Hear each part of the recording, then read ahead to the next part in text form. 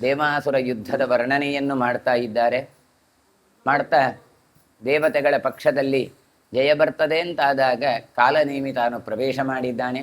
ಕಾಲನೇಮಿಯಾದರೂ ಹಿರಣ್ಯಕಶಿಪುವಿನ ಮಗನಾಗಿದ್ದುಕೊಂಡು 100 ತಲೆ 100 ಕೈಗಳು ಹೀಗೆ ವಿಚಿತ್ರವಾದಂತಹ ಒಂದು ಸಾಮರ್ಥ್ಯವುಳ್ಳವನು ಆಗಿದ್ದ ಆತ ತಾನು ದೇವತೆಗಳ ಮೇಲೆ ಆಕ್ರಮಣಕ್ಕೆ ಬರ್ತಾ ಇದ್ದಾನೆ, ಆಕ್ರಮಣವನ್ನು ಮಾಡ್ತಾ ಇದ್ದಾನೆ ಅಂತ ಹೇಳ್ತಾ ಇದ್ದಾರೆ. ಆಗ ಆತ ವಿಷ್ಣುವೇ ಅವನ ಸಹಾಯಕ್ಕೆ ಬರಬೇಕಾಗತ್ತೆ. ದೇವತೆಗಳ ಸಹಾಯಕ್ಕೋಸ್ಕರ ಎಲ್ಲ ದೇವತೆಗಳು ಪ್ರಾರ್ಥನೆ ಮಾಡ್ತಾರೆ, ಕಾಲನೇಮಿ ನಮ್ಮನ್ನು ನಾಶ ಮಾಡ್ತಾ ಇದ್ದಾನೆ, ನಮ್ಮನ್ನು ರಕ್ಷಣೆ ಮಾಡಬೇಕು ಅಂತ ಹೇಳಿ. ನಮೋಸ್ತು ದೇವದೇವೇಶ ಶಂಖಚಕ್ರ ಗದಾಧರ ವಿಷ್ಣು ಕೃಷ್ಣ ಹೃಷಿಕೇಶ ಜಹಿ ದೈತ್ಯಂ ಮಹಾಬಲಂ ಅಂತ ಪ್ರಾರ್ಥನೆ ಮಾಡ್ತಾರೆ. ಶಂಖಚಕ್ರ ಗದಾಧಾರಿಯಾದ ವಿಷ್ಣುವೇ ನಿನಗೆ ನಮಸ್ಕಾರ, ನೀನೇ ರಕ್ಷಣೆ ಮಾಡಬೇಕು ಅಂತ. ಇವ ಬಂದಾಗ ಅವನನ್ನು ಬಾಯಿಗೆ ಬಂದ ಹಾಗೆ ಬೈತಾ ಇದ್ದಾನೆ ಈ ಕಾಲನೇಮಿ. ಆಗ ತಾನೇನು ಮಾಡ್ತಾನೆ ಅಂತ ಕೇಳಿದರೆ, ಭಗವಂತ ತನ್ನ ಕೈಯಲ್ಲಿರುವಂತಹ ವಿಚಿತ್ರವಾದ ಆಯುಧ ಅದು ಚಕ್ರ ಅಂತ. ಹಾಗಾಗಿ ಸುವರ್ಣನೇಮಿ ಪರ್ಯಂತಂ ವಜ್ರನಾಭಂ ಭಯಾವಹಂ ಅಂತ ಹೇಳಿ ಅಂತಹ ವಜ್ರವಾಭಿ ಎನ್ನುವಂತಹ ವಿಷ್ಣು ಚಕ್ರ ಇದೆ, ಅದು ಇವನದ್ದು ಅತ್ಯಪೂರ್ವವಾದಂಥ ಆಯುಧ ಅಂತ ಹೇಳಿ ಅದನ್ನು ವರ್ಣಿಸ್ತಾ ಇದ್ದಾರೆ. ಸ್ವಯಂ ಸ್ವಯಂಭುವ ದೃಷ್ಟಂ ನಿತ್ಯಮಾಹವದರ್ಪಿತಂ ಅಂತ. ಇವನಿಗೆ ಈ ಹೊಡೆಯುವ ಆಯುಧಗಳಲ್ಲಿ ಅತ್ಯಂತ ಶಕ್ತಿಶಾಲಿ ಯಾವುದು ಕೇಳಿದರೆ ಈ ಸುದರ್ಶನ ಚಕ್ರ ಅಂತ. ಇದು ಚೂಪಾದ ವರ್ತುಲಾಕಾರದಿಂದ ಕೂಡಿದ ಅರಗಳುಳ್ಳಂತಹ, ಅಂದರೆ ಸಾವಿರಾರು ಅರಗಳುಳ್ಳಂತಹ ಒಂದು ಚಕ್ರ ಇದು. ಹಾಗಾಗಿ ನಿತ್ಯವೂ ಕೂಡ ಯುದ್ಧ ಮಾಡುವುದರಲ್ಲಿ ದರ್ಪವನ್ನು ಹೊಂದಿರುವವರಿಗೆ ತಕ್ಕ ಉತ್ತರವನ್ನು ಕೊಡುವಂಥದ್ದು ಈ ಸುದರ್ಶನ ಚಕ್ರ ಅಂತ ಹೇಳಿ ಅದನ್ನು ಸ್ವಯಂ ಚತುರ್ಮುಖ ಬ್ರಹ್ಮನೇ ನೋಡಿದ್ದಾನೆ. ಕ್ಷೇಪಣಾದ್ಯಸ್ಯ ಮುಖ್ಯಂತಿ ಲೋಕಾಸಸ್ಥಾಣು ಜಂಗಮಾ ಕ್ರಮ್ಯಾದಾನಿ ಚ ಭೂತಾನಿ ತೃಪ್ತಿಮ್ಯಾಂತಿ ಮಹಾಹವೇ. ಈ ಚಕ್ರವನ್ನು ಎಸೆದಂತಾದರೆ ಒಂದು ವೇಳೆ ಮಹಾವಿಷ್ಣು ಇಡೀ ಲೋಕವೇ ಮೋಹಗೊಳ್ಳುತ್ತೆ. ಮಾಂಸವನ್ನು ತಿನ್ನುವ ಎಲ್ಲ ಭೂತಗಳು ಕೂಡ ರಣರಂಗಕ್ಕೆ ಓಡೋಡಿ ಬರ್ತಾವಂತೆ. ಯಾಕೆ ಕೇಳಿದ್ರೆ ಈ ಚಕ್ರ ಉಪಯೋಗ ಮಾಡಿದೆ ಹೇಳಿದರೆ ನಮಗೆ ಇವತ್ತು ಬೇಕಾದಷ್ಟು ಸತ್ತವರಂತ ಮಾಂಸ ಸಿಗ್ತದೆ ಅಂತ ಹೇಳಿಕೊಂಡು ತಮ್ ಅಪ್ರತಿಮ ಕರ್ಮಾಣಂ ಸಮಾನಂ ಸೂರ್ಯವರ್ಚಸ ಚಕ್ರಮುದ್ಯಮ್ಯ ಸಮರೇ ಕ್ರೋಧದೀಪ್ತೋ ಗದಾಧರ. ಇದಕ್ಕೆ ಸಮಾನವಾದಂತಹ ಇನ್ನೊಂದು ಆಯುಧವನ್ನು ನಾವು ನೋಡಲಿಲ್ಲ ಅಂತ ಹೇಳಿ ಸೂರ್ಯಕಾಂತಿಯಂತೆ ಈ ಬೆಳಗುವ ಚಕ್ರ ಸುದರ್ಶನ. ಇಂತಹ ಚಕ್ರ ಅದು ಶತ್ರುಗಳ ಸಮರದಲ್ಲಿ ಒಂದು ವೇಳೆ ಸಿಟ್ಟಿನಿಂದ ಈತ ಉಪಯೋಗ ಮಾಡಿದ ಅಂತ ಹೇಳಿದರೆ ಗದಾಧರ ಅವ ಜಯಶಾಲಿ ಆಗ್ತಾನೆ. ಹಾಗಾಗಿ ಗದಾಧರನಾದ ಭಗವಂತ ಆ ಚಕ್ರವನ್ನು ಧರಿಸಿಕೊಂಡು ತಾನು ಯುದ್ಧಕ್ಕೆ ಹೊರಟಿದ್ದಾನೆ ಕಾಲನೇಮಿಯ ಜೊತೆಗೆ. ಸಮುಷ್ಣನ್ ದಾನವಂ ತೇಜ ಸಮರೇ ಸ್ವೇನ ತೇಜಸ ಚಿಚ್ಛೇದ ಬಾಹುಂ ಚಕ್ರೇಣ ಶ್ರೀಧರ ಕಾಲನೇಮಿನಃ. ತನ್ನ ತೇಜಸ್ಸಿನಿಂದ ದಾನವರ ತೇಜಸ್ಸನ್ನು ನಾಶ ಮಾಡುವ ಸಾಮರ್ಥ್ಯವುಳ್ಳಂತಹ ಚಕ್ರವನ್ನು ಶ್ರೀಧರನಾದ ಈತ ವಿಷ್ಣು ಕಾಲನೇಮಿಯ ವಿರುದ್ಧ ತಾನು ಪ್ರಯೋಗ ಮಾಡಿದ್ದಾನೆ. ಏನಾಯಿತು ಕೇಳಿದರೆ ಚಿಚ್ಛೇದ ಬಾಹುಂ ಚಕ್ರೇಣ, ಅವನ ಬಾಹುಗಳನ್ನೆಲ್ಲ ಶ್ರೀಧರ ತುಂಡು ಮಾಡಿದ್ದಾನೆ. ಇವ ಚಕ್ರಧರಿ ಹೌದು, ಶ್ರೀಧರನೂ ಹೌದು. ಶ್ರೀಧರ ಅಂದರೆ ಶ್ರೀಯನ್ನು ಲಕ್ಷ್ಮಿಯನ್ನು ಧಾರಣೆ ಮಾಡಿದವ, ಚಕ್ರಧರ ಅಂದರೆ ಚಕ್ರವನ್ನು ಧಾರಣೆ ಮಾಡಿದವ. ಹಾಗಾಗಿ ಚಕ್ರಧಾರಿಯಾದದ್ರಿಂದಲೇ ಇವನು ವಿಜಯಶಾಲಿ. ಆ ಎದುರಾಳಿಯಾದ ಕಾಲನೇಮಿಯ ಕೈಗಳನ್ನು ಕತ್ತರಿಸಿ ಹಾಕಿದ್ದಾನೆ. ತಂಚ ವಕ್ತ್ರ ಶತಂಘೋರಂ ಸಾಗ್ತಿ ಚೂರ್ಣಾಟ್ಟಹಾಸಿಯತ್ ತಸ್ಯ ದೈತ್ಯಸ್ಯ ಚಕ್ರೇಣ ಪ್ರಮಮಾಥ ಬಲಾಧರಿಹಿ. ತನ್ನ ಪರಾಕ್ರಮದಿಂದಾಗಿ ಶ್ರೀಹರಿ ಆ ಚಕ್ರವನ್ನು ಪ್ರಯೋಗ ಮಾಡಿದರೆ ಚಕ್ರ ತಾನು ಬೆಂಕಿಯ ಕಿಡಿಗಳನ್ನು ಹೊರಹಾಕ್ತಾ ಉಂಟಂತೆ. ಸಾಗ್ನಿ ಚೂರ್ಣಾಟ್ಟಹಾಸಿಯತ್ ಅಂತ ಅದು ಬೆಂಕಿಯನ್ನು ಹೊರಗೆ ಸೂಸ್ತಾ ಉಂಟು. ಅಂತಹ ಭಯಂಕರವಾದ ಚಕ್ರ ಕಾಲನೇಮಿಯ ಒಂದೆರಡು ತಲೆ ಅಲ್ಲ. ಮತ್ತೆ ಅವರು ಹೇಳ್ತಾರೆ ತಸ್ಯ ದೈತ್ಯಸ್ಯ ಚಕ್ರೇಣ ಅಂತ ಹೇಳಿ ಎಷ್ಟು ಕೇಳಿದರೆ 100 ಶಿರವನ್ನು ಚಕ್ರ ಮಥನ ಮಾಡಿದೆ. ಅಂದರೆ ಚಕ್ರ ಪ್ರಯೋಗ ಮಾಡಿದ್ರಿಂದ 100 ತಲೆ ತಾನು ತುಂಡರಿದು ಬಿದ್ದಿದೆ. ಸಚಿನ್ನ ಬಾಹು ವಿಶಿರಾಹ ನ ಪ್ರಾಕಪಂತ ದಾನವಃ ಕಬಂಧೋವಸ್ಥಿತ ಸಂಖ್ಯೆ ವಿಶಾಖ ಇವ ಪಾದಪಃ. ಕಾಲನೇಮಿಯ ತಲೆ ಬಿದ್ದು ಹೋಯಿತು 100, ಕಾಲನೇಮಿಯ 100 ಕೈಗಳು ಬಿದ್ದು ಹೋಯಿತು. ಆದರೂ ಕೂಡ ನ ಪ್ರಾಕಪಂತ ದಾನವ, ಅಚಲನಾಗಿ ನಿಂತಿದ್ದಾನಂತ, ಆಚೆ ಈಚೆ ಹಂದಾಡ್ತಾ ಇಲ್ಲ ಈ ಕಾಲನೇಮಿ ಅಂತ ಹೇಳ್ತಾನೆ. ಯುದ್ಧ ಭೂಮಿಯಲ್ಲಿದ್ದಾನೆ. ವಜ್ರದು ಹೇಗೆ ಆಯಿತು ಕೇಳಿದರೆ ಕಬಂಧ ಅವಸ್ಥಿತ ಸಂಖ್ಯೆ ವಿಶಾಖ ಇವ ಪಾದಪಃ. ಉದಾಹರಣೆ ಕೊಡ್ತಾರೆ, ಒಂದು ಮರ ಇರುತ್ತೆ, ಆ ಮರದ ಶಾಖೆಗಳನ್ನು ಗೆಳ್ಳುಗಳನ್ನೆಲ್ಲ ತುಂಡು ಮಾಡಿದರೆ ಗೆಲ್ಲೆಲ್ಲ ಬಿದ್ದಂಥ ಮರ ನೇರವಾಗಿ ಉಳಿದು ಬಿಡುತ್ತೆ. ಗೆಲ್ಲು ಇಲ್ಲ, ಕೊಂಬೆಗಳಿಲ್ಲ, ಹಾಗೆಯೇ ಎಲೆಗಳಿಲ್ಲ, ಏನೂ ಇಲ್ಲ. ಅದೇ ರೀತಿಯಾಗಿ ಈ ಕಾಲನೇಮಿ ನಿಂತಿದ್ದಾನೆ. ಅದು ಹೇಗೆ ಕೇಳಿದರೆ ಅದಕ್ಕೆ ಉದಾಹರಣೆ ಇನ್ನೊಂದು ಹೇಳಿದರೆ, ಕಬಂಧಾಸುರನಂತೆ. ಕಬಂಧಾಸುರನ ಕೈಗಳು ಬಹಳ ದೂರ ದೂರ ದೂರ ಆಗಿತ್ತು. ರಾಮದೇವ ತಾನು ತನ್ನ ಬಾಣವನ್ನು ಬಿಟ್ಟಾಗ 2 ತೋಳುಗಳು ಕಳೆದು ಹೋಯಿತು. ಆದರೆ ಅಸುರ ಹೇಗೆ ಇದ್ದಾನೋ ಹಾಗೆ ಇವನು ಕೂಡ ಮಧ್ಯದಲ್ಲಿ ನಿಂತಿದ್ದ. ತಂಬಿತತ್ಯ ಮಹಾಪಕ್ಷಿ ವಾಯೋ ಕೃತ್ವ ಸಮಂಜವಂ ಉರಸ ಪಾತಯಾಮಾಸ ಗರುಡ ಕಾಲನೇಮಿನಂ. ಆಗ ಆ ಕಾಲನೇಮಿಯ ತಲೆ ಹೋಗಿದೆ, ಕೈ ಹೋಗಿದೆ. ಆಗ ಅವನನ್ನು ಆಕ್ರಮಣ ಮಾಡಲಿಕ್ಕೆ ಗರುಡ ಬಂದಿದ್ದಾನಂತೆ. ಯಾಕೆ ಹೇಳಿದರೆ ಗರುಡನಿಗೆ ಸಮ ಪೆಟ್ಟು ಕೊಟ್ಟಿದ್ದಾನೆ. ಮತ್ತೇನೋ ವಿಷ್ಣು ಅನುಗ್ರಹ ಮಾಡಿದ್ದರಿಂದ ಬದುಕುಳಿದಿದ್ದಾನೆ. ಹೀಗೆ ಅದರದ್ದು ದ್ವೇಷವನ್ನು ತೀರಿಸಲಿಕ್ಕೋಸ್ಕರ ಗರುಡ ಆಕ್ರಮಿಸಿದ್ದಾನೆ. ಆತ ಏನು ಮಾಡಿದ್ದಾನೆ, ವಾಯುವಿಗೆ ಸಮಾನವಾದಂತಹ ಗರುಡ ವಾಯುವೇಗವನ್ನು ತಾನು ಪಡೆದುಕೊಂಡು ಕಾಲನೇಮಿಯ ಎದೆಗೆ ಮೇಲೆ ತಾನು ಹೊಡೆದು ಹಾಕಿದ್ದಾನಂತೆ. ಹೊಡೆದು ಹಾಕಿ ಕೆಳಗೆ ಬೀಳಿಸಿದ್ದಾನೆ. ಉರಸ ಪಾತಯಾಮಾಸ ಗರುಡ ಕಾಲನೇಮಿನಂ. ಆಚೆ ಈಚೆಲ್ಲ ತುಂಡಾಗಿ ಹೋಗಿದೆ, ಮತ್ತೆ ಬ್ಯಾಲೆನ್ಸಲ್ಲಿ ನಿಂತಿದೆ. ಈ ಪಕ್ಷಿ ಬಂದವನ ಎದೆಗೆ ಹೊಡೆದದ್ದೇ ತಡ, ಆತ ಧಪ್ಪನೆ ನೆಲಕ್ಕೆ ಬಿದ್ದಿದ್ದಾನೆ. ಸತಸ್ಯ ದೇಹೋ ವಿಮುಖೋ ವಿಮಾಹು ಕಾತ್ಪರಿಭ್ರಮನ್ ಮಿಪಪಾತ ದಿವಂ ತ್ಯಕ್ತ್ವ ಕ್ಷೋಭಯನ್ ಧರಣೀತಲಂ. ಆ ದೇಹವಾದರೂ ಕೂಡ ಹೇಗೆ ಬಿತ್ತು ಅಂತ ಕೇಳಿದರೆ, ಆಕಾಶದಲ್ಲಿ ಗಿರಿಗಿಟ್ಟಿನ ಹಾಗೆ ಸುತ್ತಿ ಸುತ್ತಿ ಸುತ್ತಿ ಸುತ್ತಿ ಬಿತ್ತಂತೆ. ದೇವಲೋಕವನ್ನು ತ್ಯಜಿಸಿ ಅಂತರೋಕವನ್ನೆಲ್ಲ ಕ್ಷೋಭೆ ಮಾಡಿ ಭೂಮಿಯಲ್ಲಿ ಬಿದ್ದಿತು. ಅಂದರೆ ಅಷ್ಟು ದೊಡ್ಡದವನ ಶರೀರ ಅಂತ ವರ್ಣನೆ ಮಾಡಿದ್ರು. ಅಂತ ತಸ್ಯ ದೇಹೋ ವಿಮುಖೋ ವಿಬಾಹು ಕಾತ್ಪರಿಭ್ರಮನ್ ಅಂತ ಹೇಳ್ತಾರೆ. ಸುತ್ತತಾ ಉಂಟಂದೇ ದೂಡಿದ ಒಂದು ವೇಗಕ್ಕೆ ಸರಿಯಾಗಿ ಹಾಗೆ ಅದು ಗಿರಿಗಿಟ್ಟಿರಾಗಿ ಸುತ್ತಿ ಸುತ್ತಿ ಸುತ್ತಿ. ಅದು ಕೂಡ ಹೇಗೆ ಉಂಟು, ತಲೆ ಇಲ್ಲ, ಬಾಹುಗಳೂ ಇಲ್ಲ, ಆದರೂ ಅದು ಕೆಳಗೆ ಬಿದ್ದಿದೆ. ತಸ್ಮಿನ್ ನಿಪತಿತೆ ದೈತ್ಯೇ ದೇವಾಃ ಸರ್ಷಿಗಣಾಸ್ತದಾ ಸಾಧು ಸಾಧ್ವಿತಿ ವೈಕುಂಠಂ ತಮೇತಾ ಪ್ರತ್ಯಪೂಜಯನ್. ಆ ಕಾಲನೇಮಿ ದೈತ್ಯ ಭೂತಳದಲ್ಲಿ ಬಿದ್ದದ್ದೇ ತಡ. ದೇವತೆಗಳೆಲ್ಲ ಮತ್ತು ಋಷಿಗಳೆಲ್ಲ ಘೋಷಣೆ ಮಾಡ್ತಾ ಇದ್ದಾರೆ, ಏನು ಸಾಧು ಸಾಧು ಅಂತ. ಎಲ್ಲರೂ ಕೂಡ ವೈಕುಂಠನನ್ನು ಚೆನ್ನಾಗಿ ಪೂಜಿಸಿದ್ರು ಅಂತ. ಸಾಧು ಸಾಧು ಅಂದ್ರೆ ಒಳ್ಳೆದಾಯ್ತು ಒಳ್ಳೆದಾಯ್ತು, ಉಘೆ ಉಘೆ, ಜಯವಾಗಲಿ ಜಯವಾಗಲಿ ಅಂತ ಹೇಳ್ತಾ ಇದ್ದಾರೆ. ಹಾಗಾಗಿ ಹೇಳ್ತಾರೆ ವೈಕುಂಠಂ ಅಂತ. ವೈಕುಂಠ ಅಂತ ಭಗವಂತನ ಹೆಸರು. ವಿಕುಂಠಾದೇವಿಯ ಮಗನಾಗಿ ಬಂದದ್ರಿಂದ ಈತ ವೈಕುಂಠ. ಇವನಿರುವ ಪಟ್ಟಣವೂ ವೈಕುಂಠ.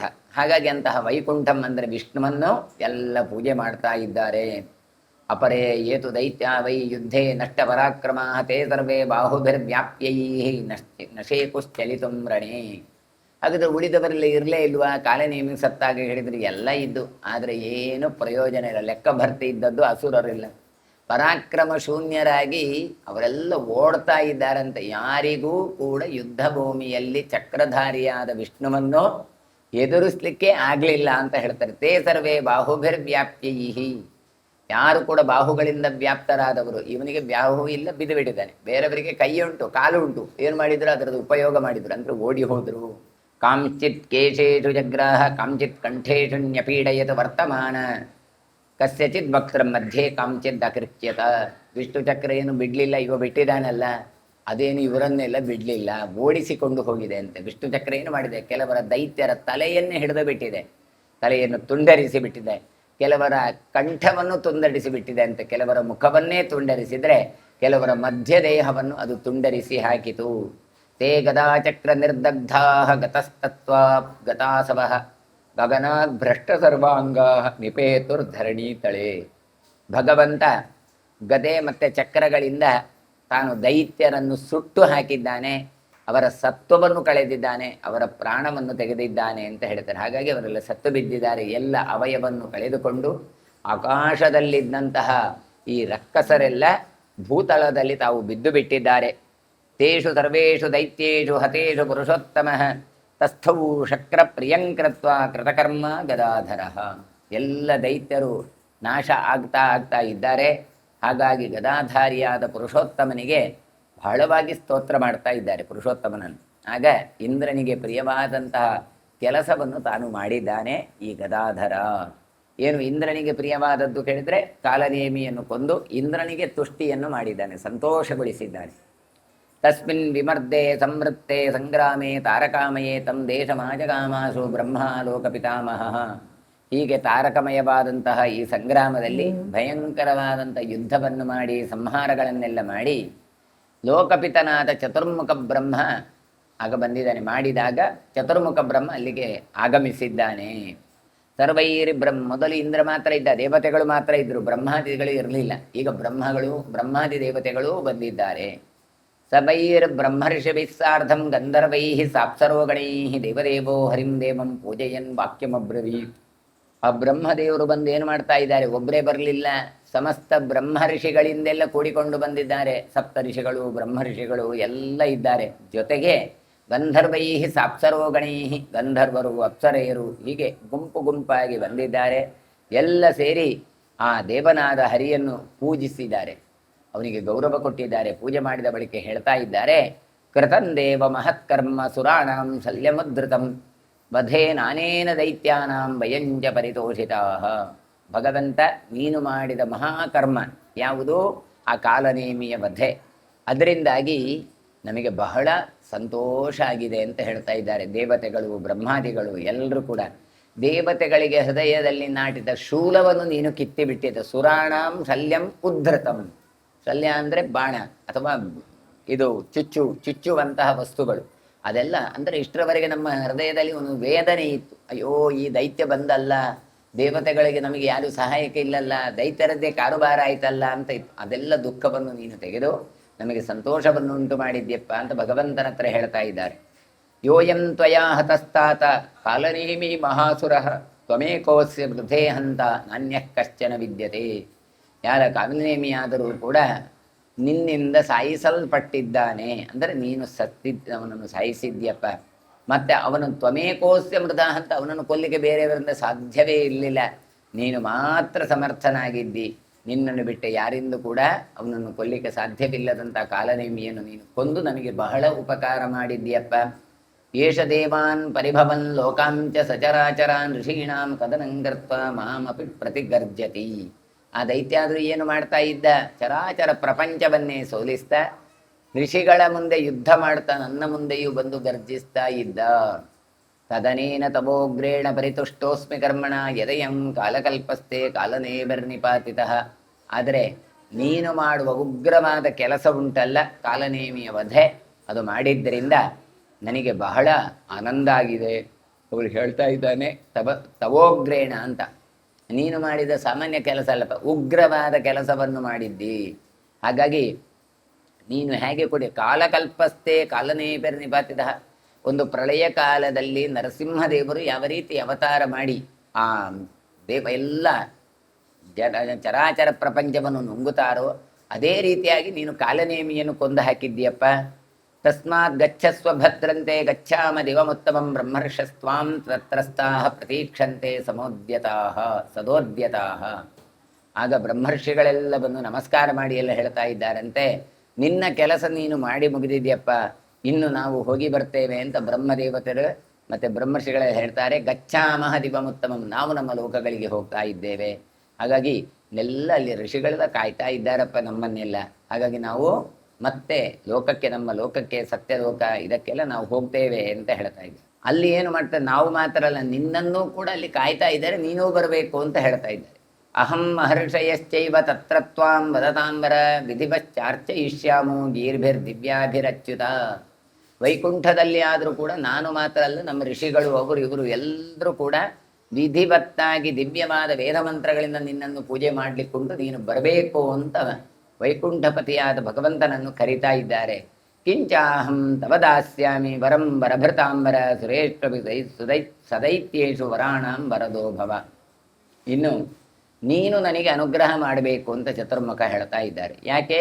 ವರವನ್ನು ನೀಡುವವರಿಗೆಲ್ಲ ವರಪ್ರಧಾನಾದವನು ಯಾರು ಕೇಳಿದರೆ ಭಗವಂತ. ಹಾಗಾಗಿ ನಾವು ನಿನಗೆ ಏನು ಸೇವೆ ಮಾಡಬೇಕು ಹೇಳು. ಆ ಕಾಲನೇಮಿಯನ್ನು ವಧೆ ಮಾಡಿ ನಮಗೆ ಉಪಕಾರ ಮಾಡಿದ್ದಿ ಬಹಳ. ಹಾಗಾಗಿ ದೇವತೆಗಳಿಗೆಲ್ಲರಿಗೂ ಕೂಡ ವರ ಕೊಡುವಂತಹ ನೀನು ಇರದ್ದರಿಂದ ನಿನಗೆ ನಾನು ನಮಸ್ಕಾರ ಮಾಡಿ ಹೇಳ್ತಾ ಇದ್ದೇವೆ, ಏನು ಮಾಡಬೇಕು ಅಂತ ಕೇಳ್ತಾ ಇದ್ದಾರೆ. ನಿರ್ಯಾತ ಯೈ ತತ್ರೈಲೋಕಂ ಲೋಕ್ಯಂ ಸ್ಫೀತಂ ನಿಹತ ಕಂಟಕಂ ಅಸ್ಮಿನ್ನೇವ ಮೃಧೆ ವಿಷ್ಣು ಶಕ್ರಾಯ ಸುಮಹಾತ್ಮನೆ. ಇಂದು ದುಷ್ಟರನ್ನು ಎಲ್ಲ ಸಂಹರಿಸಿ 3 ಲೋಕವನ್ನು ಬೆಳಗಿಸ್ತಾ ಇದ್ಯಪ್ಪ. ಆದ್ದರಿಂದ ಈ ದೈತ್ಯರನ್ನು ಸಂಹರಿಸಿದ ನಿನಗೆ ಏನು ನಾವು ಸ್ಥಾನವನ್ನು ಮಾಡಲಿಕ್ಕೆ ಸಾಧ್ಯ? ಶಕ್ರಾಯ ಸಮಹಾತ್ಮನೆ, ಏನಿದ್ದಾನೆ ಅವನನ್ನು ನೀನು ಅವನ ಪದವಿಯಲ್ಲಿ ಕುಳ್ಳಿರಿಸು ಅಂತ ಬ್ರಹ್ಮದೇವರು ಪ್ರಾರ್ಥನೆ ಮಾಡ್ತಾ ಇದ್ದಾರೆ. ವೈಶಂಪಾಯನುವಾಚ ಏವ ಮುಕ್ತೋ ಭಗವತ ಬ್ರಹ್ಮಣ ಹರಿರಮ್ಯಯ ದೇವಾನ್ ಚಕ್ರ ಮುಖಾನ್ ಸರ್ವಾನ್ ವಾಚ ಶುಭಯಾಗಿರ. ಆಗ ಪೂಜ್ಯನಾದ ಚತುರ್ಮುಖ ಬ್ರಹ್ಮನನ್ನು ಇಟ್ಟುಕೊಂಡು ಶ್ರೀಹರಿ ಹೀಗೆ ಸಂತೈಸ್ತಾ ಇದ್ದಾನೆ. ಯಾಕೆ? ಶ್ರೀಹರಿಯನ್ನು ಬ್ರಹ್ಮದೇವರು ಇಂದ್ರಾದಿ ದೇವತೆಗಳು ಬಂದು ಸ್ತೋತ್ರ ಮಾಡಿದ್ದಾರೆ. ಹಾಗಾಗಿ ಈಗ ಅವರನ್ನೆಲ್ಲ ಕುರಿತು ಪರಮಮಂಗಳಕರವಾದ ಮಾತನ್ನು ಈ ಶ್ರೀಹರಿ ಹೇಳ್ತಾ ಇದ್ದಾನೆ. ಭಗವಾನ್ ವಾಚ ಶ್ರೂಯತಾಂ ತ್ರಿದಶಾ ಸರ್ವೇ ಯಾವಂತಸ್ಥ ಸಮಾಗತಾ ಶ್ರವಣ ಬಹಿತೈ ಸ್ತೋತ್ರೈ ಶಿರೋತ್ರೈ ಪುರಸ್ಕೃತ್ಯ ಪುರಂದರಂ. ದೇವತೆಗಳೇ, ನೀವೆಲ್ಲ ಎಷ್ಟು ಸಂಖ್ಯೆಯಿಂದ ಇಲ್ಲಿ ನೀವು ಆಗಮಿಸಿದ್ದೀರಲ್ವಾ, ಆದ್ದರಿಂದ ಇಂದ್ರನೇ ಮೊದಲಾದಂತಹ ದೇವತೆಗಳೇ ನನ್ನ ಮಾತನ್ನು ಕಿವಿಗೊಟ್ಟು ಕೇಳಿ ಅಂತ ಹೇಳ್ತಾ ಇದ್ದಾನೆ. ಏನು ಹೇಳ್ತಾ ಇದ್ದಾನೆ ಭಗವಂತ ದೇವತೆಗಳಿಗೆ, ಇಂದ್ರನಿಗೆ, ಬ್ರಹ್ಮಾದಿಗಳಿಗೆ ಕೇಳಿದ್ರೆ, ಅಸ್ಮಿನ್ನ ಸಮರೇ ಸರ್ವೇ ಕಾಲನೇಮಿ ಮಖಾಹತಾಃ ದಾನವಾಹ ವಿಕ್ರಮೋಪೇತಾಃ ಶಕ್ರಾದಪಿ ಮಹತ್ತರಾಹ. ಹೇಳ್ತಾ ಇದ್ದಾರೆ, ನಾವು ಮಾಡಿದ ಈ ಯುದ್ಧದಲ್ಲಿ ಕಾಲನೇಮಿಯೇ ಮೊದಲಾದಂಥ ದುಷ್ಟ ದೈತ್ಯರು ಸತ್ತು ಹೋಗಿದ್ದಾರೆ. ಹಾಗಾಗಿ ಈ ದಾನವರು ಸಾಮಾನ್ಯದವರಲ್ಲ, ಮಹಾಪರಾಕ್ರಮಿಗಳು. ಎಷ್ಟು ಕೇಳಿದರೆ ಇಂದ್ರನಿಗಿಂತಲೂ ಮಿಗಿಲಾದ ಸಾಮರ್ಥ್ಯವುಳ್ಳವರು. ಆದರೆ ಇಂದ್ರನೇ ಯಾಕೆ ವಿಜಯಶಾಲಿ ಆಗ್ತಾನೆ ಕೇಳಿದರೆ, ಮಹಾವಿಷ್ಣುವಿನದ್ದೋ ಬ್ರಹ್ಮನದ್ದೋ ರುದ್ರದೋ ಅನುಗ್ರಹ ಇದೆ. ಇಲ್ಲದಿದ್ದರೆ ಇವರಿಗೆ ಅಂತಹ ಸಾಮರ್ಥ್ಯ ಇದೆ ಅಂತ ಅವರು ಹೇಳ್ತಾ ಇದ್ದಾರೆ. ಅಲ್ಲಿ ಹೇಳಬೇಕಾದ್ರೆ ನೋಡಿ, ಇಂದ್ರನಿಗಿಂತಲೂ ಮಗಲಾಗಿ ಶಕ್ರಾದಪಿ ಮಹತ್ತರಾಹ, ಇಂದ್ರನಿಗಿಂತಲೂ ಮಹತ್ತಾದಂತಹ ಬಲ ಇದ್ದವರು. ಅಸ್ಮಿನ್ ಮಹತಿ ಸಂಗ್ರಾಮೇ ದ್ವಾವೇವತು ವಿನಿಸೃತೌ ವೈರೋಚನಸ್ತು ದೈತ್ಯೇಂದ್ರ ಸ್ವರ್ಭಾನುಶ್ಚ ಮಹಾಗ್ರಹ. ಇನ್ನು ಹೇಳ್ತಾ ಇದ್ದಾರೆ, ಇಷ್ಟೆಲ್ಲ ಯುದ್ಧ ಆಯಿತು, ಇವತ್ತಿಲ್ಲಿಗೆ ಮುಗಿಯತ್ತ ಕೇಳಿದ್ರೆ ಇಲ್ಲಪ್ಪ, ಇಬ್ಬರು ಉಳಿದುಕೊಂಡಿದ್ದಾರಂತೆ.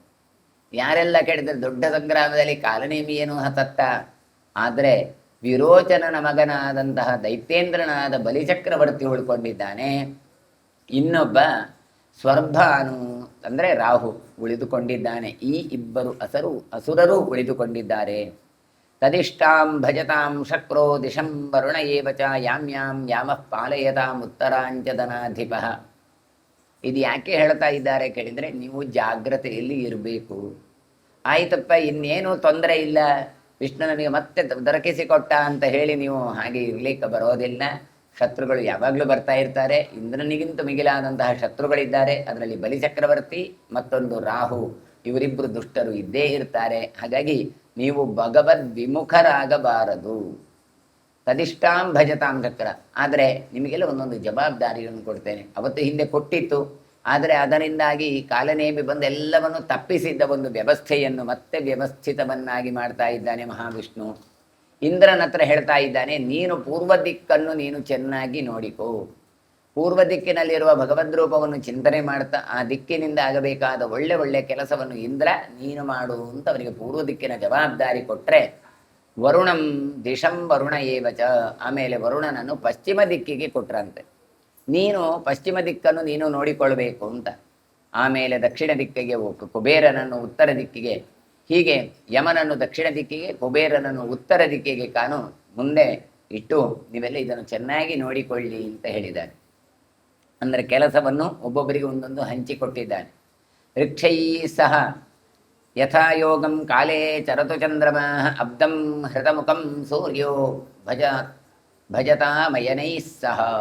ಇನ್ನು ನಕ್ಷತ್ರಗಳೊಂದಿಗೆ ಸಂಬಂಧ ಇರುವಂಥ ಚಂದ್ರನನ್ನು ಕರೆದು ಹೇಳ್ತಾರಂತೆ, ನೀನು ಸಕಾಲದಲ್ಲಿ ಚಲಿಸಬೇಕು. ಇಷ್ಟರವರೆಗೆ ನೀನು ಅವನು ಹೇಳಿದಾಗೆ ಒಂದ್ಸಲ ಬೇಗ ಹೋಗೋದು, ಒಂದ್ಸಲ ನಿಧಾನ ಹೋಗೋದು, ಹಾಗೆಲ್ಲ ಮಾಡುವಾಗಿಲ್ಲ.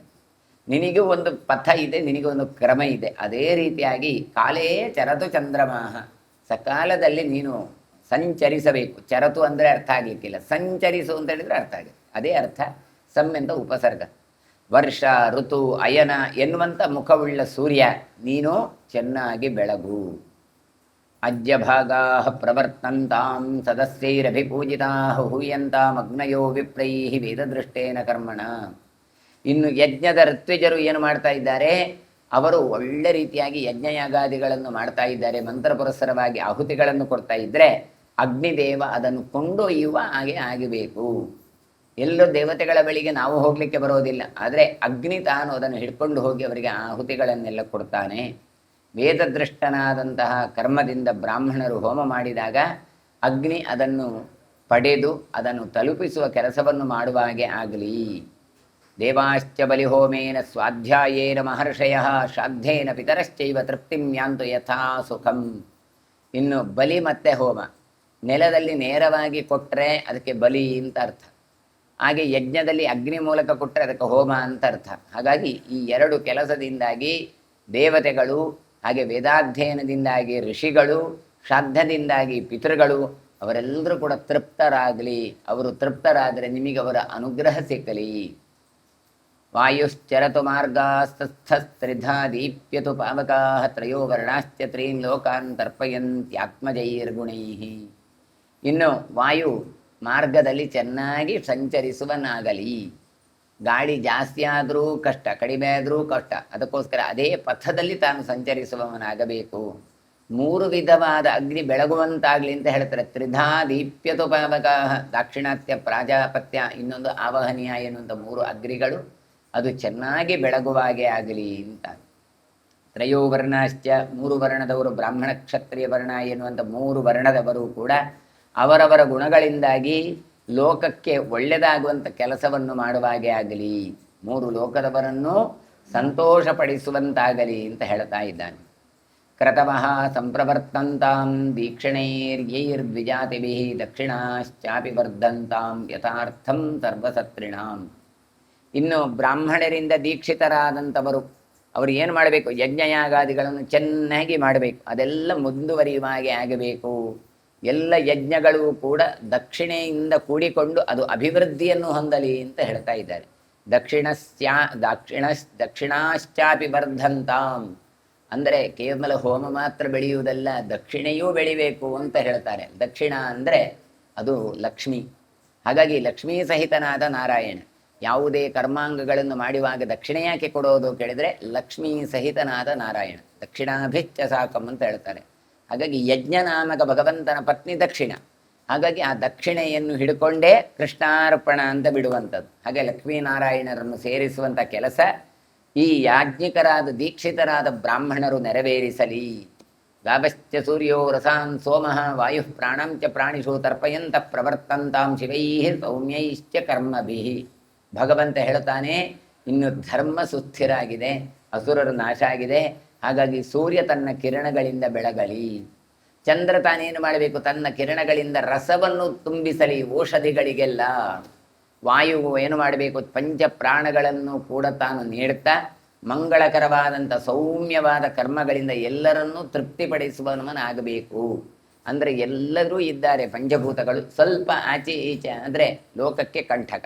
ಆದರೆ ಅದು ಆಗದೆ ಅವರಿಗೆಲ್ಲರಿಗೂ ಕೂಡ ಅನುಕೂಲ್ಯತೆಯನ್ನು ಉಂಟು ಮಾಡಬೇಕು. ಕೇಳಿದರೆ ಭಗವದ್ ಅನುಗ್ರಹ ಆಗಬೇಕು. ನೋಡಿ, ದೇವರು ಒಂದು ಆರ್ಡರ್ ಮಾಡಿದರೆ ಸಾಕು, ಎಲ್ಲ ಅದನ್ನು ಪಾಲಿಸ್ತಾರೆ. ಹಾಗಾದರೆ ನಾವು ಏನು ಮಾಡಬೇಕು ಕೇಳಿ? ಕೇವಲ ಇವರ ಹತ್ರ ಮಾತ್ರ ಪ್ರಾರ್ಥನೆ ಮಾಡೋದಲ್ಲ, ಇವರನ್ನು ನಿಯಮನ ಮಾಡುವಂಥ ಭಗವಂತನನ್ನು ಪ್ರಾರ್ಥನೆ ಮಾಡಬೇಕು. ಅದಕ್ಕೋಸ್ಕರವೇ ಹೇಳ್ತಾರೆ ಅಂತರ್ಯಾಮಿ ಅಂತ ಹೇಳಿ.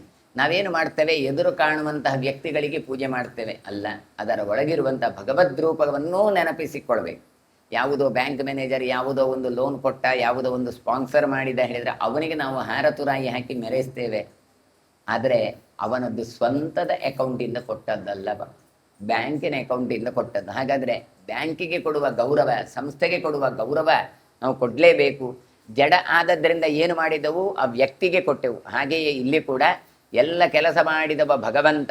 ಹಾಗಾಗಿ ಆ ಭಗವಂತನನ್ನು ನೆನಪಿಸಿಕೊಂಡು ಆ ಯಾರು ಮಾಧ್ಯಮ ಇದ್ದಾರೆ ಅವನಿಗೂ ಕೂಡ ನಾವು ಗೌರವವನ್ನು ಕೊಡಬೇಕು. ಹಾಗಾಗಿ ಅಂತಹ ಆ ಗ್ರಹಗಳಿದ್ದಾರೆ, ನಕ್ಷತ್ರಗಳು, ತಾರೆಗಳು ಎಲ್ಲವೂ ಕೂಡ ಭಗವಂತನ ಒಂದು ಅನುಗ್ರಹದಿಂದ ಚೆನ್ನಾಗಿ ಬೆಳಗುವ ಹಾಗೆ ಆಗಬೇಕು ಅಂತ ಭಗವಂತ ಆಜ್ಞೆಯನ್ನು ಕೊಡ್ತಾ ಇದ್ದಾನೆ.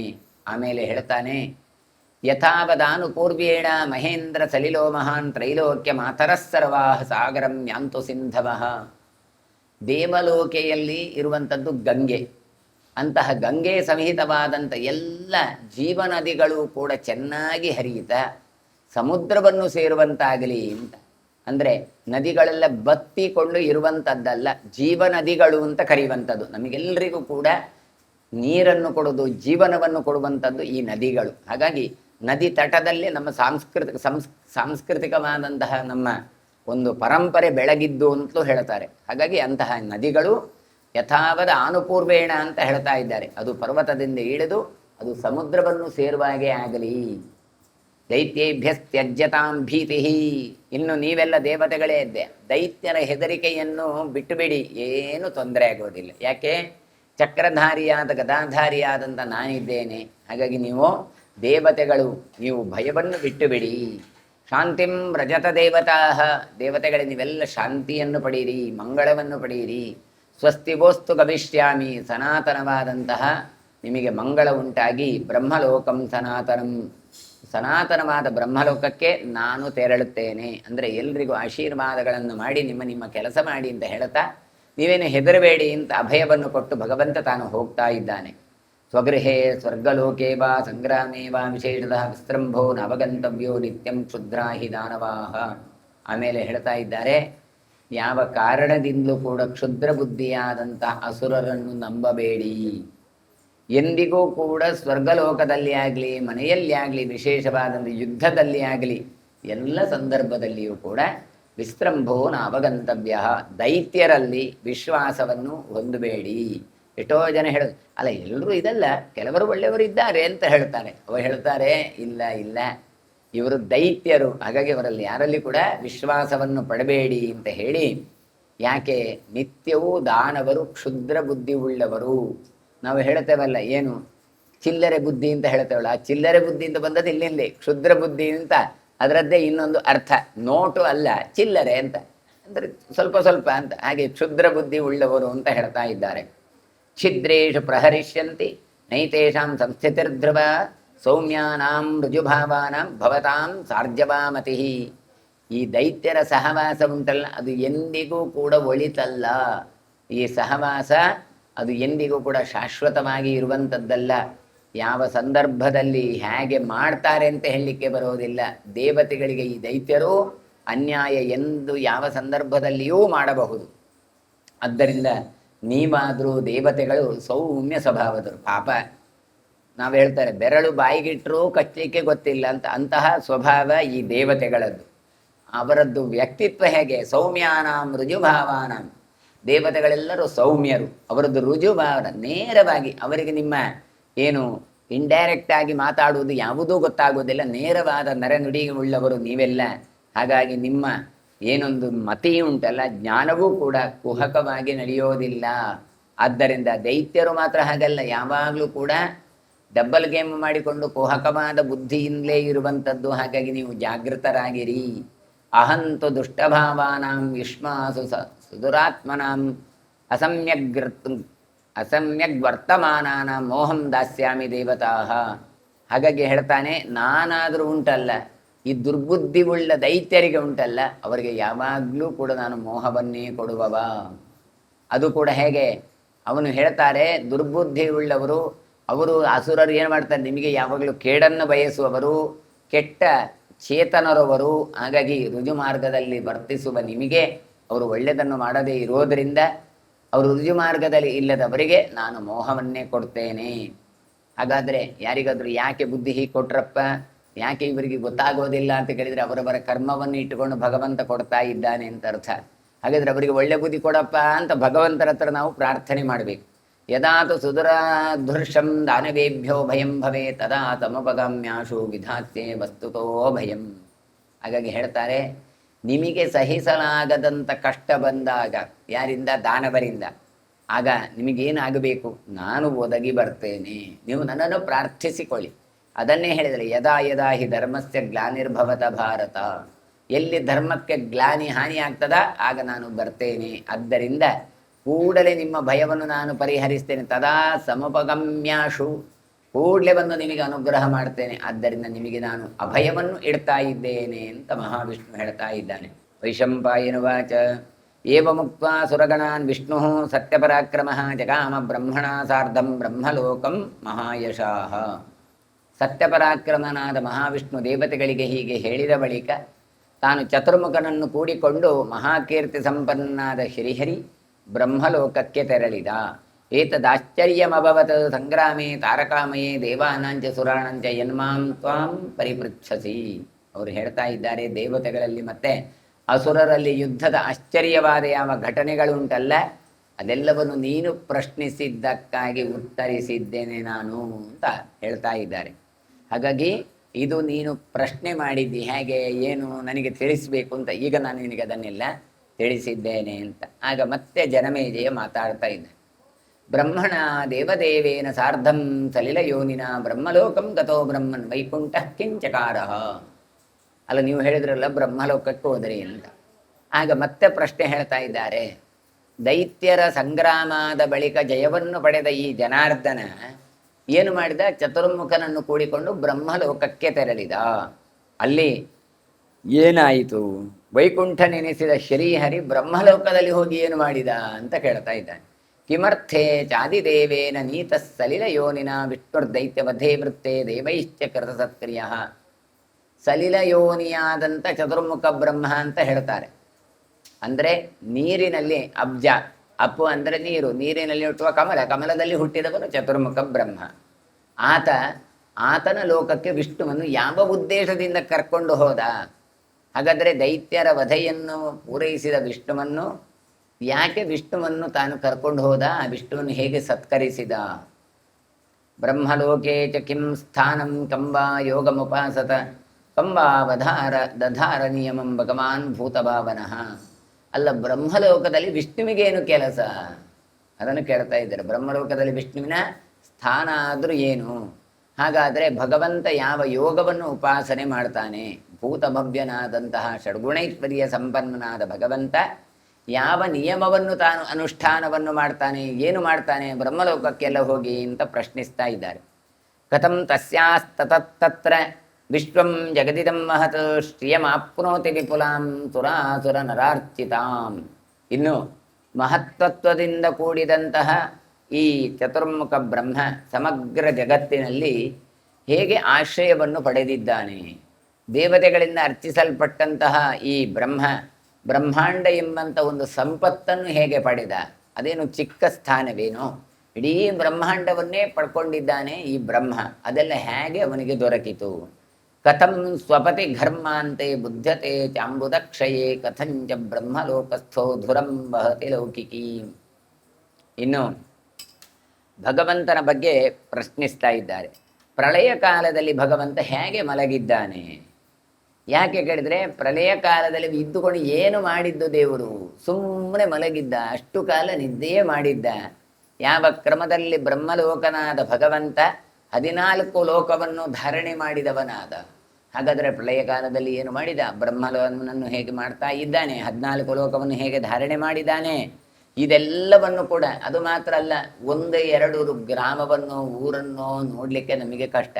ಇವ 14 ಲೋಕವನ್ನು ನೋಡ್ತಾ ಇದ್ದಾನೆ. ಅಷ್ಟನ್ನು ಹೇಗೆ ತಾನು ನಿರ್ವಹಣೆ ಮಾಡ್ತಾ ಇದ್ದಾನೆ ಅಂತ ಜವಾಬ್ದಾರಿಯನ್ನು ಹೇಗೆ ಭಗವಂತ ತಾನು ವಹಿಸ್ತಾ ಇದ್ದಾನೆ. ಚರಿತಂ ತಸ್ಯ ವಿಪ್ರೇಂದ್ರ ದಿವ್ಯಂ ಭಗವತೋ ದಿವಿ ವಿಸ್ತರೇಣ ಯಥಾ ತತ್ವಂ ಧರ್ಮಮಿಚ್ಛಾಮಿ ವೇದಿತಂ. ಆದ್ದರಿಂದ ವಿಪ್ರೇಂದ್ರರೇ ಅಂತ ಹೇಳಿ ತಾನು ವೈಶಂಪಾಯನರನ್ನು ಕರೆದು ಜನಮೇಜಯ ಹೇಳ್ತಾ ಇದ್ದಾನೆ. ಚರಿತಂ ತಸ್ಯ ವಿಪ್ರೇಂದ್ರ, ವಿಷ್ಣುವಿನ ಚರಿತ್ರೆ ಹೇಗೆ ಪ್ರಸಿದ್ಧಿಯಾಯಿತು? ಇದೆಲ್ಲವನ್ನು ಕೂಡ ನನಗೆ ಯಥಾರ್ಥವಾಗಿ ನೀವು ಹೇಳಬೇಕು, ನಾನು ಕೇಳಲಿಕ್ಕೆ ಇಷ್ಟಪಡ್ತಾ ಇದ್ದೇನೆ. ಆಗ ವೈಶಂಪಾಯನರು ಹೇಳ್ತಾ ಇದ್ದಾರೆ.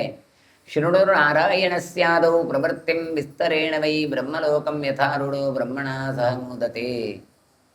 ನಾರಾಯಣಸ್ಯಾದೌ ಪ್ರವೃತ್ತಿಂ, ಮೊದಲಾದಂಥ ಪ್ರವೃತ್ತಿ, ಮೊದಲು ಕೆಲಸ ಮಾಡಿದವ ಇರುವವನು ಯಾರು ಕೇಳಿದರೆ ನಾರಾಯಣ. ಆತ ಹೇಗೆ ಅಂತ ಹೇಳಿ ನಿನಗೆ ಹೇಳ್ತೇನೆ, ಕೇಳಿಸಿಕೋ.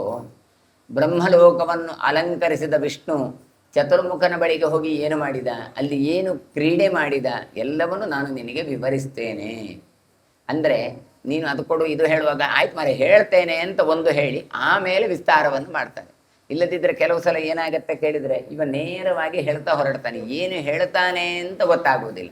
ಪ್ರಶ್ನೆ ಹೇಳಿದ್ದಾನೆ ಏನು ಅಂತ, ಆದರೂ ಕೂಡ ಇವ ಮೊದಲೇನು ಉತ್ತರ ಕೊಡ್ತಾ ಇದ್ದಾನೆ, ಸರಿ ನೀನು ಕೇಳಿದ ಹಾಗೆ ಅದಕ್ಕೆಲ್ಲ ಉತ್ತರ ಕೊಡ್ತೇನೆ ಅಂತ ಹೇಳಿ ಆಮೇಲೆ ಹೇಳ್ತಾ ಇದ್ದಾನೆ. ಇದಕ್ಕೆ ಪ್ರತಿಜ್ಞಾವಾಕ್ಯ ಅಂತ ಅರ್ಥ. ಅಂದರೆ ಮೊದಲು ಯಾವುದಾದ್ರೂ ಭಾಷಣ ಮಾಡಬೇಕಾದ್ರೂ ನೇರ ಹೋಗಿ ಇವತ್ತು ಹಾಗೆ ಹೀಗೆ ಅಂತ ಹೇಳುವುದಲ್ಲ. ಮೊದಲು ಹೋಗಿ ಸನ್ಮಾನ್ಯ ಗುರುಗಳೇ ಹಾಗೂ ನನ್ನ ಪ್ರಿಯ ಸಹಪಾಧ್ಯಾಯಿಗಳೇ ಅಂತೆಲ್ಲ ಕರೆದು, ಇವತ್ತು ನಾನು ವಿದ್ಯೆ ಮೇಲೋ ಧನ ಮೇಲೋ ಎನ್ನುವ ವಿಷಯದಲ್ಲಿ 1-2 ಮಾತುಗಳನ್ನು ಹೇಳಲಿಕ್ಕೆ ಬಯಸ್ತೇನೆ ಅಂತ ಹೇಳ್ತಾರಲ್ಲ, ಇದನ್ನು ಪ್ರತಿಜ್ಞಾವಾಕ್ಯ ಅಂತ ಹೇಳ್ತಾರೆ. ಇವ ಏನನ್ನು ಅಂದರೆ ಇದರದ್ದು ಪರ ಹೇಳಲಿಕ್ಕೆ ಹೊರಟಿದ್ದಾನೋ ವಿರೋಧ ಹೇಳಿಕ್ಕೆ ಹೊರಟಿದ್ದಾನೋ ಇವನದ್ದು ಏನು ನೀನು ಒಂದು ವಾಕ್ಯದಲ್ಲಿ ಹೇಳಿ, ಆಮೇಲೆ ಅದನ್ನು ಮೈಂಡ್ ಸೆಟ್ ಆಗುತ್ತೆ ನಮಗೆ, ಆಮೇಲೆ ಅದನ್ನು ವಿವರಿಸ್ತಾ ಹೋಗುವಂಥದ್ದು. ಹಾಗೆ ಇಲ್ಲಿ ಕೂಡ ಮೊದಲಾಗಿ ತಾನು ಹೇಳ್ತಾ ಇದ್ದಾನೆ, ಬ್ರಹ್ಮಲೋಕದಲ್ಲಿ ವಿಷ್ಣು ಹೋಗಿ ಏನು ಮಾಡ್ತಾನೆ, 14 ಲೋಕವನ್ನು ಹೇಗೆ ಧಾರಣೆ ಮಾಡ್ತಾನೆ, ಏನೆಲ್ಲ ಉಂಟು ಅದೆಲ್ಲವನ್ನು ನಾನು ನಿನಗೆ ಹೇಳ್ತೇನೆ. ಕಾಮಂ ತಸ್ಯ ಗತಿ ಸೂಕ್ಷ್ಮ ದೇವೈರಪಿ ದುರನ್ಮಯ ಎತ್ತು ಶಕ್ಯಾಮ್ಯಹಂ ವಕ್ತುಂ ತನ್ಮೇ ನಿಗತತಃ ಶೃಣು. ಭಗವಂತನ ಮೂಮೆಂಟ್ ಗತಿ ಉಂಟಲ್ಲ, ಅದು ಸ್ವತಂತ್ರವಾದದ್ದು, ಅದು ಹೀಗೆ ಹಾಗೆ ಅಂತ ನೀವು ಹೇಳುವಾಗೇ ಇಲ್ಲ. ಇನ್ನು ದೇವತೆಗಳಿಂದಲೂ ಕೂಡ ಅದನ್ನು ತಿಳ್ಕೊಳ್ಳಿಕ್ಕೆ ಸಾಧ್ಯವಿಲ್ಲ. ಹಾಗಾಗಿ ಅತ್ಯಂತ ಸೂಕ್ಷ್ಮವಾದ ಗತಿ ಉಳ್ಳವನು. ಹಾಗಾಗಿ ಲೋಕದಲ್ಲಿ ನೋಡಿ ಎಷ್ಟೋ ನಮಗೆ ಅರ್ಥ ಆಗ್ತಾ ಇಲ್ಲ, ಒಳ್ಳೆ ಅನುಷ್ಠಾನ ಮಾಡ್ತಾ ಇದ್ದಾರೆ ಹಾಗೆ ಹೀಗೆ, ಆದ್ರೆ ಅವರಿಗೆ ಕಷ್ಟ ಬಂತು. ಕೆಲವು ಬಹಳ ಅನ್ಯಾಯ ಮಾಡ್ತಾ ಇರ್ತವೆ, ಆದರೂ ಅವರಿಗೆ ಸುಖ ಇರುತ್ತೆ. ಹಾಗಾದ್ರೆ ಈಗ ನಾವು ಸಹ ಹಾಗೆ ಮಾಡುವನ ಕೇಳಿದ್ರೆ ಇಲ್ಲ, ಲೋಕದಲ್ಲಿ ಅನ್ಯಾಯ ಮಾಡಿದವನಿಗೆ ಪೆಟ್ಟು ತಿಂದದ್ದು ಕಂಡಿದ್ದೇವೆ, ಒಳ್ಳೆದ ಮಾಡಿದವನಿಗೆ ಒಳ್ಳೆದು ತಿಂದದ್ದು. ಹಾಗೆ ಏನು ಮಾಡಬೇಕು ಅಂತಲೇ ಗೊತ್ತಾಗೋದಿಲ್ಲ. ಯಾಕೆ ಕೇಳಿದ್ರೆ ಗಹನ ಕರ್ಮಣ ಗತಿ, ಕರ್ಮ ಎನ್ನುವಂಥದ್ದು ಬಹಳ ಗಂಭೀರವಾದದ್ದು. ಹಾಗೆ ಭಗವಂತನನ್ನು ಪೂರ್ತಿ ಅರ್ಥ ಮಾಡಲಿಕ್ಕೆ ದೇವತೆಗಳಿಂದಲೂ ಸಾಧ್ಯ ಇಲ್ಲ ಅಂತ ಹೇಳಿ, ಸ್ವಲ್ಪ ಮಟ್ಟಿಗೆ ಏನಾದರೂ ಇದ್ದರೆ ನಾನು ನಿನಗೆ ಭಗವಂತನ ಬಗ್ಗೆ ಹೇಳ್ತೇನೆ. ಎತ್ತು ಶಕ್ಯಾಮ್ಯಹಂ ವಕ್ತುಂ ತನ್ಮೇ ನಿಗತತಃ ಶೃಣು. ನಾನು ಹೇಳುವ ಆ ಭಗವಂತನ ಮಹಿಮೆಯನ್ನು ನೀನು ಕೇಳು. ಏಷ ಲೋಕಮಯೋ ದೇವಃ ಲೋಕಾಶ್ಚೈತನ್ಮಯಾಸ್ತ್ರಯ ಏಷ ದೇವಮಯಶ್ಚೈವ ದೇವಾಶ್ಚೈತನ್ಮಯಾ ದಿವಿ. ಆ ವಿಷ್ಣು ಲೋಕವನ್ನೆಲ್ಲ ತುಂಬಿ ವ್ಯಾಪಿಸಿದ್ದಾನೆ. 14 ಲೋಕದಲ್ಲಿಯೂ ಬ್ರಹ್ಮಾಂಡದಲ್ಲಿ ತಾನು ವ್ಯಾಪಿಸಿದವ ಭಗವಂತ. ಎಲ್ಲ ಲೋಕಗಳಲ್ಲೂ ಕೂಡ ಇವನದ್ದು ಕಾರುಬಾರು. ಎಲ್ಲಿ ಉಂಟು ಲೋಕಾಶ್ಚೈತನ್ಮಯಾಸ್ತ್ರಯ, ಎಲ್ಲ ಲೋಕಗಳನ್ನು ಕೂಡ ಭಗವಂತನನ್ನು ಆಶ್ರಯಿಸಿಕೊಂಡಿದ್ದಾವೆ. ಭಗವಂತ ಇದ್ರೆ 14 ಲೋಕ ಚೆನ್ನಾಗಿರುತ್ತೆ, ಭಗವಂತ ಇಲ್ಲ ಹೇಳಿದ್ರೆ ಈ 14 ಲೋಕ ಕೂಡ ಲೆಕ್ಕಕ್ಕಿಲ್ಲ. ಎಲ್ಲ ದೇವತೆಗಳ ಅಂತರ್ಯಾಮಿ ನಿಂತಿದ್ದಾನೆ ಅಂತ ಹೇಳ್ತಾರೆ. ಹಾಗಾಗಿ ಎಲ್ಲ ದೇವತೆಗಳು ಇವನನ್ನು ಹೊಂದಿಕೊಂಡಿದ್ದಾರೆ, ಇವನ ಆಶ್ರಯವನ್ನು ಪಡೆದಿದ್ದಾರೆ. ಅಸ್ಯ ಪಾರಂ ನ ಪಶ್ಯಂತಿ ಬಹವಃ ಪಾರತಂತ್ರಿಣಃ ಏಷ ಪಾರಂ ಪರಂ ದೈವ ಲೋಕಾನಾಂ ವೇದ ಮಾಧವಃ. ಇವನದ್ದು ಯಾವಾಗ ಇವನದ್ದು ಮುಗಿಯತ್ತೆ ಟರ್ಮ್, ಇವ ಯಾವಾಗ ಎಂಡ್ ಆಗ್ತಾನೆ ಯಾರಿಗೂ ಗೊತ್ತಿಲ್ಲ. ಯಾಕೆ ಇವನು ಅನಂತ. ಹಾಗಾಗಿ ಅಸ್ಯ ಪಾರಂ ನ ಪಶ್ಯಂತಿ, ಇವನದ್ದು ಇನ್ನೊಂದು ದಡ ಯಾವುದು, ಯಾವಾಗ ಮುಗಿಯತ್ತೆ, ಏನಿವನ ಸಾಮರ್ಥ್ಯ ಗೊತ್ತಿಲ್ಲ.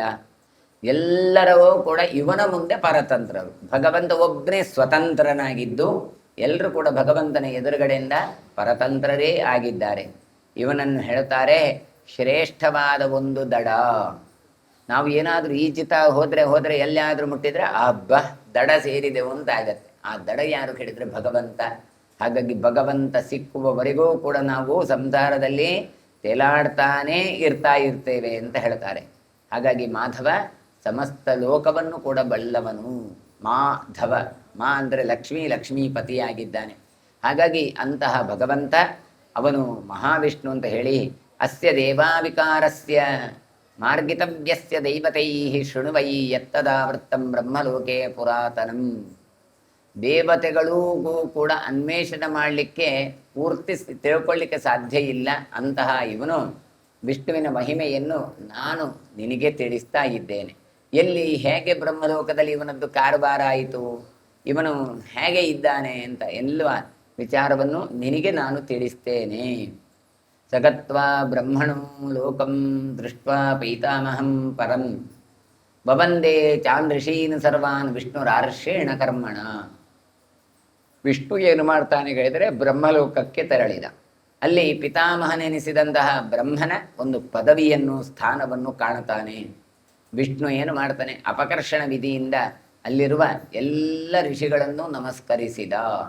ಅಲ್ಲ, ಇವನೇ ದೇವಾದಿದೇವ ಅಂತ ಹೇಳಿದ್ದ. ಇದು ಮತ್ತೆ ಏನು ಮಾಡಿ, ಸಗತ್ವೋ ಬ್ರಹ್ಮಣೋ ಲೋಕಂ ದೃಷ್ಟ ಪೈತಾಮಹಂ ಪದಂ, ಅವನ ಪದವಿಯನ್ನು ನೋಡಿದ, ಅವನ ಸ್ಥಾನವನ್ನು ಕಂಡು ಋಷೀನ ಸರ್ವಾನ್ ಭವಂದೆ, ಎಲ್ಲ ಋಷಿಗಳಿಗೂ ಕೂಡ ಭಗವಂತ ನಮಸ್ಕಾರ ಮಾಡಿದಂತೆ. ಅದು ಹೇಗೆ ಅದಕ್ಕೆ ಹೇಳಿದ್ರು, ಭಗವಂತ ನರೇಶು ಜಾತೇಶು ನರವತ್ ಪ್ರವೃತ್ತಿಯಿಂದ ಮಾಡಿ ತೋರಿಸಿದ್ದಾನೆ. ಇದೀಗ ಅವತಾರದ ಅಲ್ಲಿ ಇರುವಂತಹ ಕೆಲಸ ಅಲ್ಲ, ಮೂಲ ರೂಪದಲ್ಲಿ ಇರುವ ಭಗವಂತ ಬ್ರಾಹ್ಮಣರಿಗೆ ನಮಸ್ಕಾರ ಮಾಡಿದ್ದಾನೆ. ಯಾಕೆ ಕೇಳಿದರೆ ಇವ ಬ್ರಹ್ಮಣ್ಯ ದೇವ, ನಮೋ ಬ್ರಹ್ಮಣ್ಯ ದೇವಾಯ. ಯಾವೆಲ್ಲ ಬ್ರಾಹ್ಮಣರಿದ್ದರೆ ಅವರಿಗೂ ಕೂಡ ಮಿಗಿಲಾಗಿ ನಿಂತವ, ಆದರೆ ಎಲ್ರಿಗೂ ಕೂಡ ಗೌರವವನ್ನು ಕೊಟ್ಟು ತೋರಿಸಿದ ರೂಪ. ಚರಣಕ್ಷಾಲನೆ ವಿಷ್ಣು ವಿಷ್ಣು ಪಾದಾವನೇ ಜನೆ ಅಂತ ಮಂತ್ರ ಬರುತ್ತೆ. ರಾಜಸೂಯ ಯಾಗದಲ್ಲಿ ಬ್ರಾಹ್ಮಣರ ಪಾದವನ್ನು ಕೃಷ್ಣ ತಾನು ತೊಳೆದಿದ್ದಾನೆ. ಹೇಗೆ ತೊಳೆದ? ಬ್ರಾಹ್ಮಣರ ಋಷಿಗಳಲ್ಲಿ ಸನ್ನಿಹಿತವಾದ ತನ್ನ ರೂಪವನ್ನೇ ಕಂಡು ತಾನು ಮಾಡಿದ್ದು ಅಂತ ಅರ್ಥ. ಈಗ ಬ್ರಾಹ್ಮಣರಿಗೆ ಇದೆಲ್ಲ ನಮಸ್ಕಾರ ಮಾಡೋದು, ಓ ನೀವು ದೊಡ್ಡ ಜನ, ನೀವು ದೊಡ್ಡ ಜನ ಅಂತ ಹೇಳಿದ. ಅಂದ್ರೆ ಯಾರು ದೊಡ್ಡ ಜನ? ಈಗ ನಾವು ಯಾರಿಗೆ ನಮಸ್ಕಾರ ಮಾಡೋದು ಕೇಳಿದರೆ, ಎದುರುಗಡೆ ಇರುವ ವ್ಯಕ್ತಿಗಳ ಅವರ ಒಳಗಿರುವ ಶಕ್ತಿ, ಆ ಶಕ್ತಿಯೇ ತಾನು. ಹಾಗಾಗಿ ತನಗೆ ತಾನೇ ನಮಸ್ಕಾರ ಮಾಡಿದೆ ಅಂತ ಭಾವಿಸಿಕೊಂಡು ತಾನು ಅವರ ಸೇವೆಯನ್ನು ಮಾಡಿದ್ದಾನೆ. ಯಾಕೆ ಮಾಡಬೇಕಾಯಿತು ಕೇಳಿದರೆ, ತಾವು ಹಾಗೆ ಮಾಡದಿದ್ರೆ ಬೇರೆಯವರು ಮಾಡೋದಿಲ್ಲ. ಮಕ್ಕಳಿಗೆ ನಾವು ಮಾಡ್ತೇವೆ ನೋಡಿ, ಏನು ಡ್ರೆಸ್ ಇತ್ಯಾದಿಗಳೆಲ್ಲ ಹಾಕಿ ನಮಸ್ಕಾರ ಮಾಡು ಹೇಳಿದರೆ ಅದು ನಮಸ್ಕಾರ ಮಾಡಲ್ಲ. ಮತ್ತೆ ನಾವೇ ಮಕ್ಕಳಿಗೆ ತೋರಿಸೋದು, ನೋಡು ಹೀಗೆ ನಮಸ್ಕಾರ ಮಾಡು. ಯಾರಿಗೆ ಮಾಡಿದ್ದು ನಮಸ್ಕಾರ? ಮಕ್ಕಳಿಗೆ. ಆಗ ಮಕ್ಕಳೇನು ಮಾಡ್ತಾರೆ? ನಮಗೆ ನಮಸ್ಕಾರ ಮಾಡ್ತಾರೆ. ಹಾಗೆ ಕೆಲವು ಸಲ ನಾವು ಎಷ್ಟೋ ಕಡೆ ಹಾಗೆ ಆಗತ್ತೆ. ಯಾರಾದರೂ ಮಕ್ಕಳ ಎದುರಲ್ಲಿ ಏಕವಚನ ಮಾಡಿದರೆ ಮಕ್ಕಳು ಏಕವಚನದಲ್ಲಿ ಕರೀತಾವೆ ಅಮ್ಮನನ್ನೆಲ್ಲ. ಅಮ್ಮ ನೀನು ಬಾ ಅಂತ ಹೇಳ್ತವೆ. ಯಾಕೆ ಕೇಳಿದರೆ, ನಾವು ಗಂಡ ತನ್ನ ಹೆಂಡತಿಯನ್ನು ಕರೆಯುವಾಗ ನೀನು ನೀನು ಅಂತ ಕರೆದು, ಅದೇ ನಾವು ಎಲ್ಲಿಯಾದರೂ ಮಕ್ಕಳದಲ್ಲಿ ಅಮ್ಮ ನೀವು ಬನ್ನಿ ಅಂತ ಹೇಳಿದರೆ ಮಕ್ಕಳು ಅದನ್ನು ಕಲಿತಾರೆ. ಅದೇ ರೀತಿಯಾಗಿ ತಾನು ತೋರಿಸುವುದಕ್ಕೋಸ್ಕರ ಬಹುವಚನದಲ್ಲಿ ನಾವು ಹೇಗೆ ಮಾಡ್ತೇವೋ, ಅದೇ ರೀತಿಯಾಗಿ ದೇವತೆಗಳಿಗೆ ತಾನು ಇಂತಹ ಒಂದು ಕೆಲಸವನ್ನು ತಾನು ಮಾಡುವುದಕ್ಕೋಸ್ಕರ ತಾನೇ ಋಷಿಗಳಿಗೆ ನಮಸ್ಕಾರ ಮಾಡ್ತಾನೆ. ಒಂದು ವೇಳೆ ನಮಸ್ಕಾರ ಮಾಡಿದರೆ ನೀವೇನು ಹೇಳ್ತೀರಿ ಹೇಳಿ? ಅಲ್ಲ ರೀ, ಕೃಷ್ಣನೇ ನಮಸ್ಕಾರ ಮಾಡಲಿಲ್ಲ, ಇನ್ನು ಯಾಕೆ ನಾವು ನಮಸ್ಕಾರ ಮಾಡಬೇಕು ಹೇಳ್ತೀವಿ. ಹಾಗಾಗಿ ಯದ್ಯದಾಚರತಿ ಶ್ರೇಷ್ಠ ಲೋಕಸ್ತದನು ವರ್ತತೆ ಅಂತ. ಅದಕ್ಕೋಸ್ಕರ ಇಂತಹ ನಾಟಕಗಳನ್ನು ಕೃಷ್ಣ ತಾನು ಮಾಡ್ತಾನೆ. ವಿಷ್ಣು ತಾನೇನು ಮಾಡಿದ್ದಾನೆ? ಎಲ್ಲ ಋಷಿಗಳಿಗೂ ಕೂಡ ತಾನು ನಮಸ್ಕಾರ ಮಾಡಿದ್ದಾನೆ. ಯಾಕೆ? ಸೋಗ್ನಿಂ ಪ್ರಾಕ್ಸವನೆ ದೃಷ್ಟ ಹೂಯಮಾನಂ ಮಹರ್ಷಿಭಿ ಅವಂದತ ಮಹಾತೇಜಾ ಹುತ್ವ ಪೌರಾಹ್ನಿಕೀಂ ವಿಧಿಂ. ಆ ವಿಷ್ಣು ತಾನೇನು ಮಾಡಿದ್ದಾನೆ? ಋಷಿಗಳಿಗೆ ನಮಸ್ಕಾರ ಮಾಡಿದ್ದಾನೆ. ಯಾಕೆ? ಪ್ರಾತಃಸಮನದಲ್ಲಿ ಆ ಋಷಿಗಳು ಅಗ್ನಿಹೋತ್ರವನ್ನು ಮಾಡಿದ್ದಾರೆ. ಅದನ್ನು ಕಂಡು ತಾನು ಕೂಡ ಅಂತಹ ಪೌರಾಣಿಕ ವಿಧಿಗಳನ್ನು ಪೂರೈಸಿಕೊಂಡು ಅಗ್ನಿಯಲ್ಲಿ ಹೋಮ ಮಾಡಿ ತಾನು ಅಗ್ನಿಗೆ ನಮಸ್ಕಾರ ಮಾಡಿದ್ದಾನೆ. ಅಂದರೆ ದೇವತೆಗಳು ಬ್ರಾಹ್ಮಣರಿಗೆ ಯಾಕಿಷ್ಟು ಗೌರವ ಕೊಡ್ತಾರೆ? ಮಹಾವಿಷ್ಣು ಕೇಳಿದರೆ ಅವರ ಅನುಷ್ಠಾನಕ್ಕೆ, ಅವರಲ್ಲಿರುವ ಮಂತ್ರಕ್ಕೆ, ಅವರಲ್ಲಿರುವ ದೇವತಾ ಸನ್ನಿಧಾನಕ್ಕೋಸ್ಕರ. ಹಾಗಾಗಿ ತಾನು ಏನು ಮಾಡಿದ್ದಾರೆ? ಬ್ರಾಹ್ಮಣರೆಲ್ಲ ಅಗ್ನಿ ಉಪಾಸನೆಗಳನ್ನೆಲ್ಲ ಮಾಡಿ ಪ್ರಾತಃಸವನ, ಸವನ ಅಂದರೆ ಯಜ್ಞ ಅಂತ ಅರ್ಥ. 3 ರೀತಿಯಾದಂತಹ ಯಾಗಗಳು, ಬೆಳಿಗ್ಗೆ ಮಧ್ಯಾಹ್ನ ಸಾಯಂಕಾಲ. ಹಾಗಾಗಿ ಬೆಳಿಗ್ಗೆ ಅವರು ಹೋಮ ಇತ್ಯಾದಿಗಳನ್ನೆಲ್ಲ ಮಾಡಿದ್ದಾರೆ. ಹಾಗಾಗಿ ಆ ಮಹರ್ಷಿಗಳಿಗೆ ಅಷ್ಟೊಂದು ಸನ್ನಿಧಾನ. ಹಾಗಾದರೆ ನಮಗೆ ಯಾರಿಗಾದರೂ ಬ್ರಾಹ್ಮಣರಿಗೆಲ್ಲ ನಮಸ್ಕಾರ ಮಾಡಿದ್ರೆ ಏನು ತಿಳ್ಕೊಳ್ಬೇಕೋ? ಅದು ನಮಗಲ್ಲ, ಮತ್ತೆ ಆ ಮಂತ್ರಗಳಿಗೆ ನಮಸ್ಕಾರ, ಆ ಬ್ರಹ್ಮಜ್ಞಾನಕ್ಕೋಸ್ಕರ ನಮಸ್ಕಾರ. ಆ ಭಗವಂತನನ್ನು ಧಾರಣೆ ಮಾಡಿದ್ದರಿಂದ ನಮಗೆ ಇಂಥ ಒಂದು ಗೌರವ ಬರ್ತದೆ ಅಂತ ಆಲೋಚನೆ ಮಾಡಬೇಕು ಅಂತ ಹೇಳ್ತಾ ಇದ್ದಾರೆ. ತಾನು ನಿತ್ಯ ಕರ್ಮಾನುಷ್ಠಾನಗಳನ್ನು ತಾನು ಮಾಡದೇ ಇದ್ದರೆ ಬೇರೆಯವರು ಮಾಡಲಿಕ್ಕಿಲ್ಲ. ಹಾಗಾಗಿ ಬ್ರಾಹ್ಮೆ ಮುಹೂರ್ತೆ ಚೋತ್ಥಾಯ ವಾರಿ ಉಪಸ್ಪೃಶ್ಯ ಮಾಧವ ಅಂತ ಭಾಗವತ ಕೊಡುತ್ತೆ.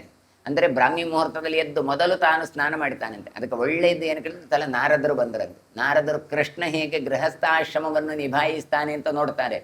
ನೋಡಿದರೆ 16,108 ಹೆಣ್ಣು ಮಕ್ಕಳಲ್ಲಿ ಕೃಷ್ಣ ಸಂಸಾರವನ್ನು ಮಾಡಿ ತೋರಿಸ್ತಾನೆ.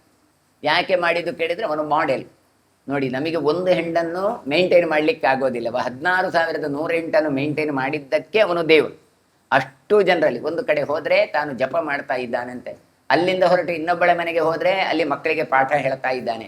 ಇನ್ನೊಂದು ಕಡೆಗೆ ಹೋದರೆ ಬಂದ ಅತಿಥಿಗಳ ಆರಾಧನೆ, ಇನ್ನೊಂದು ಕಡೆ ಹೋದರೆ ಉಪನಯನ, ಇನ್ನೊಂದು ಕಡೆ ಹೋದರೆ ಗಾರ್ಹಸ್ಥ ಧರ್ಮ. ಹೀಗೆ ಎಲ್ಲವನ್ನು ಮಾಡಿ ತೋರಿಸಿ ನೋಡಿ, ನೀವು ಹೀಗೆ ಬದುಕಿ ಅಂತ ತೋರಿಸಿಕೊಟ್ಟಿದ್ದಾನೆ ಭಗವಂತ.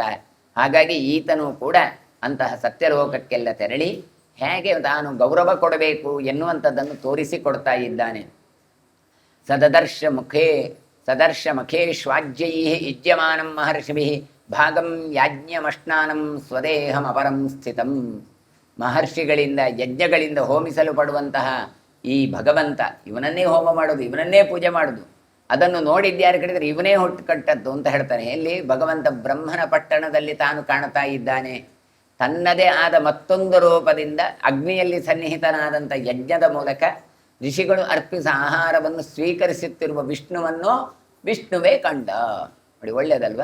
ಭಾಗಂ ಯಾಜ್ಞಮಶ್ನಾನಂ ಸ್ವದೇಹಂ ಅಪರಂ ಸ್ಥಿತಂ. ನೋಡಿ, ತನ್ನನ್ನು ಪೂಜೆ ಮಾಡುವ ಭಕ್ತರನ್ನು ತಾನೇ ಅಲ್ಲಿ ಹೋಗಿ ಅವರಲ್ಲಿ ಇದ್ದುಕೊಂಡು ತಾನು ನೋಡ್ತಾ ಇದ್ದಾನೆ. ಹಾಗಾದರೆ ನಾವು ನೋಡಿದ್ದು ಸುಳ್ಳು, ನಾವು ಮಾಡಿದ್ದು ಸುಳ್ಳು. ಮತ್ತೇನು? ಭಗವಂತನೇ ಅಲ್ಲಿ ಇದ್ದುಕೊಂಡು ತಾನು ಮಾಡ್ತಾ ಇದ್ದಾನೆ. ಅದಕ್ಕೋಸ್ಕರ ಹೇಳ್ತಾರೆ, ಭವಂದ ಆತ್ಮಾನಂ ಅನಂತಮಚ್ಯುತೋ ಅಂತ ಹೇಳಿ, ಹಾಗೆ ತನ್ನ ರೂಪವನ್ನು ತಾನೇ ನಮಸ್ಕಾರವನ್ನು ತಾನು ಮಾಡ್ತಾ ಇದ್ದಾನೆ. ಇದು ಇವನದ್ದು ಲೀಲೆ, ಭಗವಂತನದ್ದು. ಅಭಿವಾದ್ಯಾನಾಂ ಋಷೀಣಾಂ ಬ್ರಹ್ಮವರ್ಚಸಾಂ ಪರಿಚಕ್ರಾಮ ಸೋಚಿಂತ್ಯೋ ಬ್ರಹ್ಮಲೋಕಂ ಸನಾತನಂ. ಅಚಿಂತ್ಯನಾದ ಭಗವಂತ, ಯಾಕೆ ಅವನನ್ನು ಪೂರ್ತಿ ತಿಳ್ಕೊಳ್ಳಿಕ್ಕೆ ಸಾಧ್ಯ ಇಲ್ಲ. ಹಾಗಾಗಿ ಅಂತಹ ಭಗವಂತನಿಗೆ ನಮಸ್ಕಾರ ಅರ್ಹನಾದಂತಹ ಬ್ರಹ್ಮವರ್ಚಸ್ವಿಗಳಾದಂಥ ಋಷಿಗಳನ್ನು ತಾನು ಅಭಿವಂದಿಸಿ, ತಾನು ನಮಸ್ಕಾರ ಮಾಡಿ ಬ್ರಹ್ಮಲೋಕದ ಎಲ್ಲ ಕಡೆ ತಾನು ಓಡಾಡಿದ್ದಾನೆ. ನೋಡಿ, ಪರಿಚಕ್ರಾಮ ಸೋಚಿಂತ್ಯೋ ಬ್ರಹ್ಮಲೋಕಂ ಸನಾತನ, ಸನಾತನವಾದ ಬ್ರಹ್ಮಲೋಕದಲ್ಲಿ ತಾನು ಓಡಾಡಿದ್ದಾನೆ.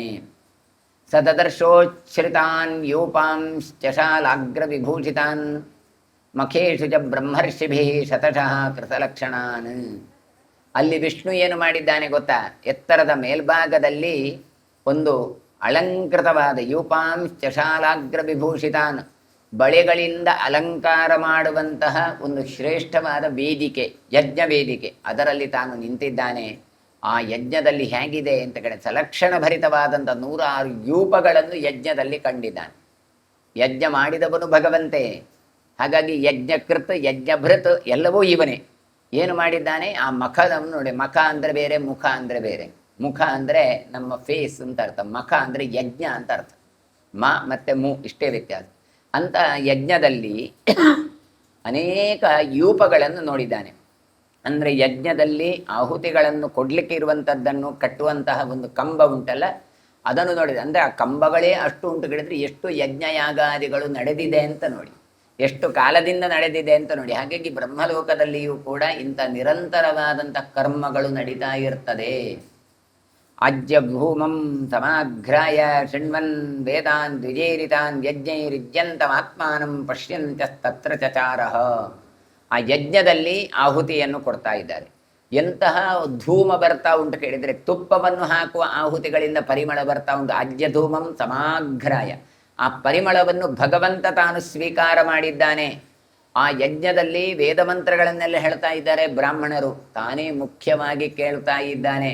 ಹಾಗಾದರೆ ಬ್ರಹ್ಮಲೋಕಕ್ಕೆ ಹೋದ ಭಗವಂತ ಅಲ್ಲಿರುವ ದೇವತೆಗಳು, ಅಲ್ಲಿರುವ ಋಷಿಗಳು, ಅಲ್ಲಿರುವ ಬ್ರಾಹ್ಮಣರು ಮಾಡುವ ಯಜ್ಞಗಳನ್ನು ತಾನು ಗಮನಿಸ್ತಾ ಇದ್ದಾನೆ.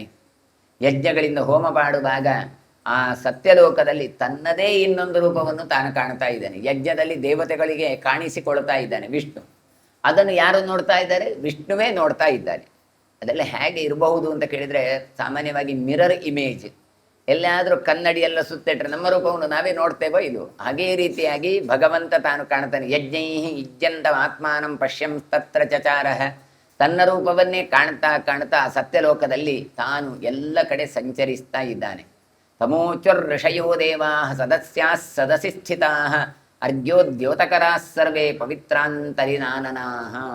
ಆ ಯಜ್ಞದ ವೇದಿಕೆಯಲ್ಲಿ ಅಲಂಕೃತವಾದಂತಹ ಋಷಿಗಳು ಅಂತ ಹೇಳ್ತಾರೆ ನೋಡಿ. ಯಜ್ಞಯಾಗಾದಿಗಳನ್ನು ಮಾಡಬೇಕಾದ್ರೆ ಎಲ್ಲ ಸಾಲಂಕೃತರಾದಂತಹ ಋಷಿಗಳು, ದೇವತೆಗಳು ವಿಷ್ಣುವನ್ನು ಕುರಿತು ಹೀಗೆ ಹೇಳ್ತಾ ಇದ್ದಾರಂತೆ. ಇದನ್ನು ಈತ ಕಾಣ್ತಾ ಇದ್ದಾನೆ. ದೇವತೆಗಳು ಏನು ಹೇಳ್ತಾರೆ? ಪರಮಾತ್ಮನಿಗೆ ಅರ್ಘ್ಯವನ್ನು ಕೊಡುವುದಕ್ಕೋಸ್ಕರ ಕೈಗಳನ್ನು ಎತ್ತಿದ್ದಾರೆ. ಅರ್ಘ್ಯೋದ್ಯೋತಕರ ಸರ್ವೇ ಅಂತ ಉದ್ಯತಕರ, ಕೈಗಳನ್ನು ಎತ್ತಿ ಅರ್ಘ್ಯವನ್ನು ಕೊಟ್ಟಿದ್ದಾರೆ. ಅವರ ಮಾತು, ಅವರ ಮನಸ್ಸು ಎರಡೂ ಕೂಡ ಪವಿತ್ರಾಂತ, ಪವಿತ್ರವಾದಂಥ ಅಂತಃಕರಣದಿಂದ ಕೂಡಿದವರು. ಯಾವುದೂ ಕೂಡ ಕಪಟಗಳವರ ಹತ್ರ ಇರಲಿಲ್ಲ, ಆ ಋಷಿಗಳ ಹತ್ರ, ಆ ದೇವತೆಗಳ ಹತ್ರ. ದೇವೇನ ವರ್ಧತೆ ಯದ್ಧಿ ಸರ್ವಂ ತದ್ಧಿ ಜನಾರ್ದನಾತ್ ಯತ್ ಪ್ರವೃತ್ತಂಚ ದೇವೇಭ್ಯ ತದ್ವದ್ಧಿತ್ ಮಧುಸೂದನಾತ್. ದೇವತೆಗಳಿಂದ ಯಾವಾಗಲೂ ಕೂಡ ಅಭಿವೃದ್ಧಿಯನ್ನು ಕಂಡವರು ಈ ದೇವತೆಗಳು. ಯಜ್ಞದಿಂದಾಗಿ ಅಭಿವೃದ್ಧಿಯನ್ನು ಕಂಡವರು. ಅದು ಯಾರಿಂದ ಆದದ್ದು ಅಂತ ಕೇಳಿದರೆ, ಇದೇ ಜನಾರ್ದನನಿಂದ ಆದದ್ದು. ಅವರು ಹೇಳ್ತಾರೆ ತದ್ಧಿ ಜನಾರ್ದನ. ಹಾಗಾದರೆ ನಮಗೂ ಅಷ್ಟೇ, ಎಲ್ಲಿಯಾದರೂ ಒಳ್ಳೆಯದಾಯಿತು, ವೃದ್ಧಿ ಆಯಿತು, ಸಮೃದ್ಧಿ ಆಯಿತು, ಒಳ್ಳೆಯದಾಯಿತು ಅಂತ ಹೇಳಿದರೆ ಯಾರಿಂದ ಆದದ್ದು? ಅದು ಜನಾರ್ದನಿಂದ ಆದದ್ದು ಅಂತ ತಿಳ್ಕೊಳ್ಬೇಕು. ದೇವತೆಗಳಿಂದ ಯಾವ ಸತ್ಕರ್ಮ ಉಂಟಾಗ್ತದಲ್ಲ, ಅದು ಯಾರಿಂದ ಆದದ್ದು ಹೇಳಿದರೆ ಅದೂ ಕೂಡ ಜನಾರ್ದನ. ಅದಕ್ಕೆ ಹೇಳ್ತಾರೆ ಮಧುಸೂದನಾಥ್, ಮಧುಸೂದನನಿಂದ ಆದದ್ದು ಅಂತ ತಿಳಿ ಅಂತ ಹೇಳ್ತಾ ಇದ್ದಾರೆ. ಹೀಗೆ ಅವರು ಹೇಳ್ತಾ ಇದ್ದಾರೆ, ನಮಗೆ ಯಾವುದಾದ್ರೂ ಒಳ್ಳೆಯದಾಯಿತು ಕೇಳಿದರೆ, ವೃದ್ಧಿ ಆಯಿತು ಕೇಳಿದರೆ ಅದು ಜನಾರ್ದನನಿಂದ. ನಮಗೆ ಎಲ್ರಿಗೂ ಒಳ್ಳೆಯದಾಯಿತು ಅಂತಾದರೆ ಅದು ಮಧುಸೂದನನಿಂದ ಅಂತ ತಿಳ್ಕೊಳ್ಳಿ. ಅಗ್ನಿ ಸೋಮಮಯಂ ಲೋಕಂ ಎಂ ವಿದುಷೋ ಜನಾ ತಂ ಸೋಮಮಗ್ನಿಂ ಲೋಕಂ ಚ ವೇದ ವಿಷ್ಣುಂ ಪಿತಾಮಹ. ಜ್ಞಾನಿಗಳೆಲ್ಲ ಸೇರಿ ಈ ಲೋಕಗಳನ್ನೆಲ್ಲ ಒಂದು ಹೆಸರಿನಿಂದ ಕರಿತಾ ಇದ್ದಾರೆ. ಏನು ಅಗ್ನಿಶೋಮೀಯ ಅಂತ ತಿಳಿದಿದ್ದಾರೆ, ಹೆಸರಿನಿಂದ ಕರಿತಾ ಇದ್ದಾರೆ. ಅಂದರೆ ಏನು ಕೇಳಿದರೆ ಆ ಸೋಮ, ಅಗ್ನಿ, ಲೋಕ ಎಲ್ಲವೂ ಕೂಡ ವಿಷ್ಣುವೇ ಆಗಿದ್ದಾನೆ. ಹಾಗಾಗಿ ಚತುರ್ಮುಖ ಬ್ರಹ್ಮ ಇದನ್ನು ಚೆನ್ನಾಗಿ ತಿಳಿದಿದ್ದಾನೆ. ಎಲ್ಲವೂ ವಿಷ್ಣುಮಯವಾದದ್ದು ಅಂತ ಅವರು ತಿಳ್ಕೊಂಡಿದ್ದಾರೆ. ಕ್ಷೀರಾದ್ಯಥ ದಧಿ ಭವೇತ್ ದದ್ನ ಸರ್ಪಿರ್ಯಥ ಭವೇತ್ ಮಧ್ಯಮಾನೇಷು ಭೂತೇಷು ತಥಾ ಲೋಕೋ ಜನಾರ್ದನಾತ್. ಹೇಳ್ತಾರೆ, ಹಾಲಿನಿಂದ ಮೊಸರು ಹೇಗೆ ಆಗತ್ತೋ, ಮೊಸರನ್ನು ಮಥಿಸುವಾಗ ಬೆಣ್ಣೆ ಹೇಗೆ ಬರುತ್ತೋ, ಆ ಬೆಣ್ಣೆಯಿಂದ ಮತ್ತೆ ತುಪ್ಪ ಹೇಗೆ ನಿರ್ಮಾಣ ಆಗತ್ತೋ, ಅದೇ ರೀತಿ ಜನಾರ್ದನಿನಿಂದಾಗಿ ಎಲ್ಲ ಲೋಕಗಳು ಉಂಟಾಗಿದೆ. ಅಂದರೆ ನಿಮಗೆ ಲೋಕದಲ್ಲಿ ಎಲ್ಲ ಪರಿಮಾಣಗಳು ಪರಿಣಾಮಗಳಾದದ್ದು ಕಾಣುತ್ತೆ, ಆದರೆ ಅದು ಹೇಗಾಯಿತು, ಎಲ್ಲಿತ್ತು, ಏನಿತ್ತು ಗೊತ್ತಾಗ್ತಾ ಇಲ್ಲ. ನೋಡಿ, ಹಾಲು ಉಂಟು, ಹಾಲು ನೋಡ್ತಾ ನೋಡ್ತಾ ಇದ್ದಾಗೆ ಅದಕ್ಕೆ ಹೆಪ್ಪು ಹಾಕಿದಾಗ ಅದು ಮೊಸರಾಯಿತು. ಹಾಗೆ ಭಗವಂತ ತಾನೇನು ಮಾಡ್ತಾನೆ, ಆಯಾಯ ರೂಪದಲ್ಲಿ ಇದ್ದುಕೊಂಡು ಆಯಾಯ ಪದಾರ್ಥಗಳನ್ನು ತಾನು ಪರಿಮಾಣಗೊಳ್ಳುವ ಹಾಗೆ ಮಾಡ್ತಾನೆ. ಹಾಗಾದರೆ ಅದು ಆದದ್ದು ಯಾರಿಂದ? ನೀವೇನೋ ಹಾಲು ಹಾಕಿ ಮೊಸರು ಹಾಕಿದ್ರಿ, ಆ ಮೊಸರು ಹೋಗಿ ಅಲ್ಲಿ ಕಣ್ಮಗಳಾಗಿ ಅದು ಮತ್ತೆ ಪರಿವರ್ತನೆ ಆಗುತ್ತೆ. ಎಷ್ಟು ಕೇಳಿದರೆ ಗುಣಧರ್ಮಗಳು ಎಲ್ಲವೂ ಪರಿವರ್ತನೆ ಆಗತ್ತೆ. ಹಾಲು ಕೂಡಲೇ ಹಾಳಾಗತ್ತೆ, ಆದರೆ ಮೊಸರು ಒಂದು ದಿನ ಆದರೂ ಉಳಿಯತ್ತೆ. ವ್ಯತ್ಯಾಸ ಇದೆ. ಹಾಗಾದರೆ ಹಾಲು ಸಿಹಿಯಾಗಿರುತ್ತೆ, ಮೊಸರು ಹುಳಿಯಾಗತ್ತೆ. ಹಾಗಾದರೆ ಇದೆಲ್ಲ ಪರಿವರ್ತನೆ ಆಗುವಂಥದ್ದು ಯಾರಿಂದ ಕೇಳಿದರೆ ಜನಾರ್ದನಾಥ್. ಹಾಗೆ ಲೋಕದಲ್ಲಿಯೂ ಕೂಡ ನೀವು ನೋಡುವಾಗ ಒಂದು ವಸ್ತು ಇರುತ್ತೆ, ಆದರೆ ಅದು ಹೊತ್ತು ಹೋದಾಗ ಅಥವಾ ಇನ್ನೊಂದು ವಸ್ತುವಿನೊಟ್ಟಿಗೆ ಸೇರಿದಾಗ ಅದು ಇನ್ನೊಂದು ವಸ್ತುವಾಗಿ ಪರಿಮಾಣಗೊಳ್ಳತ್ತೆ. ಆದರೆ ಅದರ ಒಳಗೆ ಯಾರಿದ್ದಾನೆ? ಭಗವಂತ ಇದ್ದಾನೆ. ಭಗವಂತ ಇದ್ದರೆ ಅದು ಆ ರೀತಿ ಪರಿವರ್ತನೆ ಆಗುತ್ತೆ, ಇಲ್ಲದಿದ್ದರೆ ಆಗಲ್ಲ. ನೀವು ಎಷ್ಟೋ ಸಲ ನೀವು ನೋಡುವುದು, ಮೊಸರು ಹಾಗೆ ಆಗಬೇಕು ಅಂತ ಹಾಲಿಗೆ ಹೆಪ್ಪಾಗ್ತಿರ್ತೀರಿ, ಆದರೆ ಅದು ಹಾಲೇ ಇರ್ತದೆ. ಓ, ಇನ್ನೂ ಆಗಲಿಲ್ಲ ಅಂತ. ಮತ್ತೆ ಅದಕ್ಕೆ ಕಾರಣ ನಮ್ದೇನು? ಅದು ತುಂಬ ಚಳಿ ಅಲ್ವಾ, ಹಾಗಾಗಿ ಅದು ಇನ್ನೂ ಕೂಡ ಮೊಸರು ಆಗಲಿಲ್ಲ ಅಂತ ಹೇಳ್ತೇವೆ. ಆದರೆ ಅದನ್ನು ಮಾಡುವವ ಯಾರು? ಭಗವಂತ. ಅದು ಅಷ್ಟು ಮಾತ್ರ ಅಲ್ಲ, ಅವರು ಹೇಳ್ತಾರೆ ಆಮೇಲೆ, ಹೇಗೆ ಮೊಸರನ್ನು ಮಥಿಸಿದಾಗ ಬೆಣ್ಣೆ ಬರುತ್ತೋ ಹಾಗೆ ಅಂತ ಹೇಳ್ತಾರೆ. ಮೊಸರನ್ನು ತೊಳೆದ ಕೂಡಲೇ ಬೆಣ್ಣೆ ಬರ್ತದೆ ಅಂತ ಇಲ್ಲ, ಕೆಲವು ಸಲ ಬೆಣ್ಣೆ ಬಂದದ್ದು ಕರಗಿ ಮತ್ತೆ ಅದರಲ್ಲಿ ಹೋಗತ್ತೆ. ಹಾಗಾದರೆ ಆ ರೀತಿಯಾಗಿ ಇರುವವನು ಯಾರು ಕೇಳಿದರೆ ಭಗವಂತನೇ. ಇನ್ನು ಅದನ್ನು ತುಪ್ಪ ಹೇಗೆ ನಿರ್ಮಾಣ ಆಗತ್ತೋ ಅದರಿಂದಲೇ ಎಲ್ಲ ಲೋಕಗಳು ಉಂಟಾಗಿದೆ. ಅಂದರೆ ಈ ಲೋಕಗಳ ಒಳಗೆ ತಾನು ನಿಂತಿದ್ದಾನೆ, ಲೋಕಗಳನ್ನು ಪರಿವರ್ತನೆ ಮಾಡ್ತಾನೆ, ಲೋಕಗಳನ್ನು ನಿಯಮನ ಮಾಡ್ತಾನೆ. ಆದರೆ ತಾನು ಲೋಕದ ಅಧೀನನಲ್ಲ, ತನ್ನ ಅಧೀನ ಲೋಕ ಅಂತ ತಾನು ನಿಯಮನವನ್ನು ಮಾಡಿ ತೋರಿಸ್ತಾ ಇದ್ದಾನೆ. ಯತೇಂದ್ರಿಯಶ್ಚೈವ ಭೂತೈಶ್ಚ ಪರಮಾತ್ಮ ವಿಧೀಯತೆ ತಥಾ ವೇದೈಶ್ಚ ದೇವೈಶ್ಚ ಲೋಕೈಶ್ಚ ವಿದಿತೋ ಹರಿಹಿ. ಯಾವ ರೀತಿಯಾಗಿ ಇಂದ್ರಿಯಾಭಿಮಾನಿಗಳು ಭೂತಾಭಿಮಾನಿಗಳಿಂದ ಭಗವಂತನನ್ನು ತಿಳಿಯುತ್ತಾರೋ ಅದರಂತೆ ವೇದ ದೇವ ಲೋಕಗಳಿಂದೆಲ್ಲ ಹರಿ ತಿಳಿಯಲ್ಪಡುತ್ತಾನೆ. ಅಂದರೆ ಏನು? ಇಂದ್ರಿಯಾಭಿಮಾನಿ ದೇವತೆಗಳನ್ನು ಕಾಣಬೇಕು ನಾವು, ಅವುಗಳಿಗಿಂತ ಮುಂದೆ ಭೂತಾಭಿಮಾನಿಗಳನ್ನು ನಾವು ಕಾಣಬೇಕು. ಆಗ ಎಲ್ಲರೂ ಏನು ಮಾಡ್ತಾರೆ? ಅವುಗಳಿಂದ ಪರಮಾತ್ಮನನ್ನು ಕಾಣಲಿಕ್ಕೆ ಬರುತ್ತೆ. ನಾವು ಏನು ನೋಡ್ತಾ ಇದ್ದೇವೆ? ಇಂದ್ರಿಯಗಳನ್ನು ಕಾಣ್ತೇವೆ. ಅವರದ್ದು ಕಣ್ಣು ಸರಿ ಉಂಟು, ಇವ್ರದ್ದು ಮೂಗ ಬಹಳ ಚಂದ, ಇವರ ಕಿವಿ ಬಹಳ ದೊಡ್ಡದು, ಇವರದ್ದು ಕಿವಿ ಗಟ್ಟಿ ಕೇಳತ್ತೆ, ಹೀಗೆ ನೋಡ್ತೇವೆ. ಆದರೆ ಆ ಕೇಳುವುದು ಇಂದ್ರಿಯದ ಒಳಗೆ ಕೂತವನು ಯಾರು? ಋಷಿಕೇಶನಾದ ಭಗವಂತ. ಹಾಗಾಗಿ ಆ ಒಂದೊಂದು ಅಭಿಮಾನಿ ದೇವತೆಗಳನ್ನು ಚಿಂತನೆ ಮಾಡಿ, ಕಣ್ಣು ಇರತ್ತೆ ಎಷ್ಟೋ ಜನರಿಗೆ, ಆದರೆ ಕಣ್ಣು ಕಾಣೋದಿಲ್ಲ. ಯಾಕೆ ಕಣ್ಣು ಕಾಣೋದಿಲ್ಲ ಅಂದರೆ ಕಾಣುವ ಇಂದ್ರಿಯಕ್ಕೆ ಅಭಿಮಾನಿಯಾದ ದೇವತೆ ಅಲ್ಲಿ ಇರೋದಿಲ್ಲ. ಕೆಲವು ಸಲ ಕಿವಿಯೂ ಹಾಗೆ ಆಗತ್ತೆ. ಏನು ಕಿವಿ ಕೇಳೋದಿಲ್ವಾ ಅಂತ ಬೈತೇವೆ, ತಲೆ ಎಲ್ಲಿ ಹೋಯಿತು ಹೇಳ್ತೇವೆ. ನೋಡಿ, ಕಿವಿ ಕೇಳೋದಕ್ಕೂ ತಲೆ ಎಲ್ಲಿ ಹೋಯಿತು ಕೇಳಿದರೆ ಅದಕ್ಕೋಸ್ಕರ ಹೇಳ್ತಾರೆ ಮನಸ್ಸು ಎಲ್ಲಿಯೋ ಹೋಯಿತು. ಹಾಗಾದರೆ ಇಂದ್ರಿಯಗಳು ಇದ್ದರೆ ಸಾಲದು, ಅವುಗಳು ಕೇಳುವ ಹಾಗೆ ಆಗಬೇಕು, ಕೇಳಿದ್ದು ಮತ್ತೆ ತಲೆಗೆ ಹೋಗುವ ಹಾಗೆ ಆಗಬೇಕು. ಕೆಲವು ಸಲ ಕೇಳಿ ಹೇಳಿ ಹೋಗ್ತೇವೆ, ಎಂಥದ್ದು ಹೇಳಿದ್ರಿ, ಎಂಥದ್ದು ಗೊತ್ತಾಗಲಿಲ್ಲ ಅಂತ ಹೇಳ್ತೇವೆ. ಹಾಗಾದರೆ ಇದೆಲ್ಲವೂ ಕೂಡ ನಮ್ಮ ಅನುಭವದಿಂದ ಆಲೋಚನೆ ಮಾಡಿದರೆ ಇಂದ್ರಿಯಾಭಿಮಾನಿ ದೇವತೆಗಳಿಗಿಂತ ಪಂಚಭೂತಗಳ ಅಭಿಮಾನಿಗಳು ಬಹಳ ದೊಡ್ಡವರು. ಹಾಗಾಗಿ ಅವರ ಒಂದೊಂದು ಕೆಲಸವನ್ನು ನೀವು ಆಲೋಚನೆ ಮಾಡಿ ಅದರಿಂದ ಭಗವಂತನನ್ನು ಕಾಣಲಿಕ್ಕೆ ಬರುತ್ತೆ ಅಂತ ಹೇಳ್ತಾರೆ. ಅದರಂತೆಯೇ ವೇದ ದೇವ ಲೋಕ ಇವುಗಳಿಂದ ಹರಿಯನ್ನು ತಿಳಿಯಿರಿ. ವೇದವನ್ನು ನೋಡಿ, ವೇದದಲ್ಲಿ ಪ್ರತಿ ಅಕ್ಷರವೂ ಕೂಡ ಭಗವಂತನನ್ನು ಹೇಳ್ತವೆ. ದೇವತೆಗಳನ್ನು ನೋಡಿ, ಪ್ರತಿಯೊಂದು ದೇವತೆಗಳಿಗೂ ಕೂಡ ಒಂದೊಂದು ಲಿಮಿಟೇಷನ್ ಅಂತ ಇರತ್ತೆ. ಅವರಿಗಿಂತ ಮಿಗಿಲಾದವರು ಇನ್ನೊಬ್ಬರು ಇರ್ತಾರೆ. ಗುಡ್ಡೆಗೆ ಗುಡ್ಡ ಅಡ್ಡ ಅಂತ ಹೇಳ್ತೇವೆ ನಾವು. ಹಾಗಾದರೆ ಅದಕ್ಕಿಂತ ಮೀರಿದವನು ಯಾರು ಕೇಳಿದರೆ ಅವನೇ ಭಗವಂತ. ಹೀಗೆ ಲೋಕಗಳನ್ನು ನೋಡಿದರೆ ಇದು ಭೂಲೋಕ, ಇದಕ್ಕಿಂತ ಸ್ವರ್ಗಲೋಕ ಒಳ್ಳೆಯದು, ಅದಕ್ಕಿಂತ ಮಹರ್ಲೋಕದ ಒಳ್ಳೆಯದು, ಅದಕ್ಕಿಂತ ಜನರ ಲೋಕ, ಹೀಗೆ ನಾವು ಆಲೋಚನೆ ಮಾಡ್ತೇವೆ. ಇದಕ್ಕಿಂತ ಅದು ಬೆಟರ್ ಅಂತ. ಆದರೆ ಅದೆಲ್ಲವನ್ನು ಮೀರಿ ನಿಂತವನು ಅದು ಭಗವಂತ. ಹಾಗಾಗಿ ಇದೆಲ್ಲವನ್ನು ಕೂಡ ತಿಳ್ಕೊಳ್ಬೇಕು ಅಂತ ಆದರೆ ಆ ಲೋಕದ ಒಳಗಿರುವ ಭಗವಂತನನ್ನು ಚಿಂತನೆ ಮಾಡಿ. ಯಥಾ ಭೂತೇಂದ್ರಿಯ ವಾಪ್ತಿ ವಿಹಿತ ಭುವಿ ದೇಹಿನಾಂ ತಥಾ ಪ್ರಾಣೇಶ್ವರ ವಾಪ್ತಿ ದೇವಾನಾಂ ದಿವಿ ವೈಷ್ಣವಿ. ಯಾವ ರೀತಿಯಾಗಿ ದೇಹವನ್ನು ಹೊಂದಿದ ಜೀವಿಗಳಿಗೆ ಪಂಚಭೂತಗಳು, ಅವುಗಳು ಇಂದ್ರಿಯಗಳು, ಅವುಗಳ ಸಂಬಂಧ, ಅವುಗಳ ನಿಯಮನ ಹೇಗೆ ಇರುತ್ತೋ ಅದೇ ರೀತಿ ದೇವತೆಗಳಿಗೂ ಕೂಡ ವಿಷ್ಣುವಿನ ಅಧೀನವಾದಂಥ ಇಂದ್ರಿಯಗಳ ಒಡೆತನ ಲಭಿಸುವಂಥದ್ದು. ಇವತ್ತು ನಾವು ಹೇಳ್ತೇವೆ ಚಕ್ಷೋ ಸೂರ್ಯೋ ಅಜಾಯಿತ, ಕಣ್ಣಿಗೆ ಸೂರ್ಯ ಚಂದ್ರರು ದೇವತೆಗಳು, ಕಿವಿಗೆ ದಿಗಭಿಮಾನಿ ದೇವತೆಗಳು, ಕಣ್ಣಿಗೆ ಹೀಗೆ ಅಂತೆಲ್ಲ, ನಾಸಿಕಕ್ಕೆ ಅಶ್ವಿನಿ ದೇವತೆಗಳು ಅಂತೆಲ್ಲ ಇದ್ದಾವೆ. ಆದರೆ ಅದು ಎಲ್ಲಿಂದ ಅಧೀನ? ವಿಷ್ಣುವಿನ ಅಧೀನ. ವಿಷ್ಣು ಅಲ್ಲಿ ಇದ್ರೆ ಇದೆಲ್ಲವೂ ಇರುತ್ತೆ. ವಿಷ್ಣು ಬಿಡಿ, ಪ್ರಾಣದೇವರು ಇದ್ರೆ ಇವುಗಳೆಲ್ಲ ಇರ್ತವೆ. ಪ್ರಾಣದೇವರೇ ಹೋದ್ರೇನೆ ಇವರು ಇರೋದಿಲ್ಲ. ಇನ್ನು ಪ್ರಾಣಕ್ಕೆ ಅಧೀನವಾಗಿರುವಂಥದ್ದೇ ಇಂದ್ರಿಯಗಳಿರುವಾಗ ಅದು ಯಾರ ಅಧೀನ ಪ್ರಾಣ ಅಂದರೆ ಭಗವಂತನ ಅಧೀನ. ಅದು ಒಂದು ಬರುತ್ತೆಲ್ಲ, ಎಲ್ಲ ದೇವತೆಗಳು ಎಲ್ಲ ಕಣ್ಣು ಕೈ ಕಿವಿಗಳೆಲ್ಲ ಹೇಳಿದ್ರೆ ನಾನೇ ದೊಡ್ಡವ ನಾನೇ ದೊಡ್ಡವ ಅಂತ ಹೇಳಿದ್ರಂತೆ. ಕೊನೆಗೆ ಪ್ರಾಣದೇವರು ಹೇಳಿದಂತೆ ಹೌದಾ, ಹಾಗಾದ್ರೆ ಒಂದು ಪಂಥ ಮಾಡಿ ನೋಡುವ ಯಾರು ದೊಡ್ಡವ ಅಂತ. ಆಯಿತು, ಕಣ್ಣು ಹೋಯ್ತಂತೆ. ಕಣ್ಣು ಹೋದರೆ ಮನುಷ್ಯನಿಗೇನೂ ಆಗಲಿಲ್ಲ, ಬೇರೆಲ್ಲ ಕೆಲಸ ಮಾಡ್ತಾ ಇದ್ರು. ಸರಿ, ಕಣ್ಣಿನ ಅಭಿಮಾನಿ ದೇವತೆ ಮತ್ತೆ ಬಂದು ಕೂತಂತೆ. ಆಗ ಕೈಯಲ್ಲಿರುವಂಥ ಜಯಂತ ಇತ್ಯಾದಿಗಳ ದೇವತೆಗಳಿದ್ರೆ ಅವರಲ್ಲೇ ಅದು ಹೊರಟನಂತೆ, ಇಂದ್ರಾದಿ ದೇವತೆಗಳು. ಕೈ ಒಂದು ಕೆಲಸ ಮಾಡಲಿಲ್ಲ, ಮತ್ತೆಲ್ಲ ಕೆಲಸ ಮಾಡಲಿಕ್ಕೆ ಆರಂಭ ಆಯಿತು. ಹೀಗೆ ಒಬ್ಬೊಬ್ಬ ದೇವತೆ ಹೋದರೂ ಕೂಡ ಆತ ಬೇರೆ ಇಂದ್ರಿಯಗಳಿಂದ ಕೆಲಸ ಮಾಡ್ತಾ ಇದ್ದ. ಆದರೆ ಒಂದು ಸಲ ಪ್ರಾಣದೇವರೇ ಹೊರಟಾಗ ಎಲ್ಲ ದೇವತೆಗಳು ಹೊರಟು ಹೋದ್ರಂತೆ. ಆಗ ಗೊತ್ತೇ ಇಲ್ಲ ಮಾರೆ, ನೀನೇ ದೊಡ್ಡವ ನೀನೇ ದೊಡ್ಡವ ಅಂತ. ಹಾಗಾದರೆ ಪ್ರಾಣದೇವರಿಗಿಂತಲೂ ಮಿಗಿಲಾಗಿ ನಿಂತವ ಭಗವಂತ. ಹಾಗಾಗಿ ಎಲ್ಲ ಇಂದ್ರಿಯಗಳು, ಎಲ್ಲ ಪಂಚಭೂತಗಳು ಎಲ್ಲ ಯಾರ ಅಧೀನ? ಭಗವಂತನ ಅಧೀನ. ಅದನ್ನೇ ಹೇಳ್ತಾ ಇದ್ದಾರೆ. ಭೂತೇಂದ್ರಿಯಗಳು ಎಲ್ಲವೂ ಕೂಡ ವಿಷ್ಣುವಿನ ನಿಯಮದಿಂದಾಗಿ ಇರ್ತಾವೆ. ಹಾಗೆಯೇ ಲೋಕಗಳು ಅಂದರೆ ಈ ಏನು ನಾವು ಸತ್ಯಲೋಕವನ್ನು ನೋಡ್ತಾ ಇದ್ದೇವೆ, ಈ ಎಲ್ಲ ಲೋಕಗಳು ಕೂಡ ವಿಷ್ಣುವಿನ ಅಧೀನ. ಸತ್ರಿಣಾಂ ಸತ್ರಫಲದ ಪವಿತ್ರಂ ಪರಮಾತ್ಮವಾನ್ ಲೋಕತಂತ್ರ ವರೋಕ್ಯೇಷಃ ಮಂತ್ರ ಇವಾಚ್ಯತೆ. ಇನ್ನು ಸತ್ರಿಣ, ಸತ್ರ ಅಂದರೆ ಬಹುದಿನ ಕಾಲ ನಡೆಯುವಂಥ ಯಾಗಗಳು. ಇಂತಹ ಯಾಗಗಳಿಗೆ ಫಲ ಕೊಡುವವನು ಯಾರು ಕೇಳಿದರೆ ಮಹಾವಿಷ್ಣುವೇ. ಅವನು ಪವಿತ್ರಂ ಪರಮವ್ಯಯಂ, ಅತ್ಯಂತ ಪವಿತ್ರನಾದವ. ಅವ್ಯಯ, ಇವ ತಾನು ಹೆಚ್ಚು ಕಡಿಮೆ ಇಲ್ಲದೇ ಇರುವವನು, ಸರ್ವೋತ್ತಮನಾದವನು. ಹಾಗಾಗಿ ಲೋಕಗಳನ್ನು ನಿಯಮನ ಮಾಡುವುದರಲ್ಲಿಯೂ ಕೂಡ ಇವನೇ ಅಗ್ರಗಣ್ಯ. ಅಂದರೆ ಲೋಕಗಳು ಹೆಚ್ಚು ಕಡಿಮೆ ಇರಬಹುದು, ಲೋಕಗಳಲ್ಲೂ ಕೂಡ ನಾಶ ಆಗಬಹುದು. ಆದರೆ ಲೋಕಾತೀತನಾದ ಇವ ತಾನು ಅವ್ಯಯ, ತನಗೇನು ಆಗೋದಿಲ್ಲ.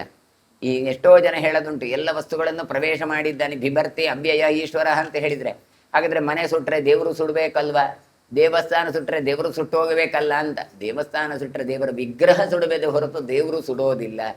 ಅದು ಯಾಕೆ ಕೇಳಿದರೆ ಅದಕ್ಕೆ ಅವನು ಅಂತಹ ಸಾಮರ್ಥ್ಯ ಉಳ್ಳವನು. ಹಾಗಾಗಿ ಲೋಕಗಳ ನಿಯಮನ ಮಾಡುವುದರಲ್ಲಿ ಅಗ್ರಗಣ್ಯನಾದವ ಮಹಾವಿಷ್ಣು. ಅವನು ಹೇಗೆ ಅಂತ ಕೇಳಿದರೆ ಮಂತ್ರ ಇವಾರ್ಚ್ಯತೆ, ಮಂತ್ರಗಳಿಂದ ಮಂತ್ರಗಳಂತೆ ಅರ್ಚಿತನಾದವ ಅಂತ ಹೇಳ್ತಾರೆ. ಅಂದರೆ ಮಂತ್ರ, ಭಗವಂತನನ್ನು ಚಿಂತನೆ ಮಾಡ್ತಾ ನಾವು ಅರ್ಚನೆ ಮಾಡ್ತೇವೆ. ಆದ್ದರಿಂದ ನಿಜವಾಗಿ ಪೂಜಿಸಲ್ಪಡುವವ, ಪೂಜೆಗೆ ಒಳಗಾಗುವ ಭಗವಂತ ಅಂತ ಅವನನ್ನು ಹೇಳಿ ಆಗ ಋಷಿಗಳು ಹೇಳ್ತಾರೆ, ಸ್ವಾಗತಂತೆ ಸುರಶ್ರೇಷ್ಠ ಪದ್ಮನಾಭ ಮಹಾದ್ಯುತೆ ಇಮಂ ಯಜ್ಞಮಿಮಾತಿಥ್ಯಂ ಮಂತ್ರತಃ ಪ್ರತಿಗೃಹ್ಯತಾಂ. ಈಗೆಲ್ಲ ಹೇಳಿಕೊಂಡವ ಸತ್ಯಲೋಕದಲ್ಲಿ ತಿರುಗಾಡ್ತಾ ಇದ್ದಾನೆ ಮಹಾವಿಷ್ಣು. ಆಗ ಋಷಿಗಳು ಬಂದಿದ್ದಾರೆ. ಇವ ಋಷಿಗಳಿಗೆಲ್ಲ ಬಂದು ನಮಸ್ಕಾರ ಮಾಡಿದ್ದಾನೆ, ಎಲ್ಲ ಮಾಡಿ ತೋರಿಸಿದ್ದಾನೆ. ಆಗ ಋಷಿಗಳು ಹೇಳ್ತಾ ಇದ್ದಾರೆ ಮಹಾವಿಷ್ಣುವನ ಕುರಿತು, ದೇವತೆಗಳಲ್ಲಿ ಶ್ರೇಷ್ಠನಾದ ಪದ್ಮನಾಭನೇ ಅಂತ. ಯಾಕೆ ಕೇಳಿದರೆ ಹೋದದ್ದು ಎಲ್ಲಿಗೆ? ಬ್ರಹ್ಮಲೋಕಕ್ಕೆ. ಆ ಬ್ರಹ್ಮನಿಗೂ ಕೂಡ ಜನಕ ನೀನು ಎನ್ನುವುದಕ್ಕೋಸ್ಕರ ಪದ್ಮನಾಭ, ಪದ್ಮವನ್ನು ತನ್ನ ನಾಭಿಯಲ್ಲಿ ಧಾರಣೆ ಮಾಡಿದವ.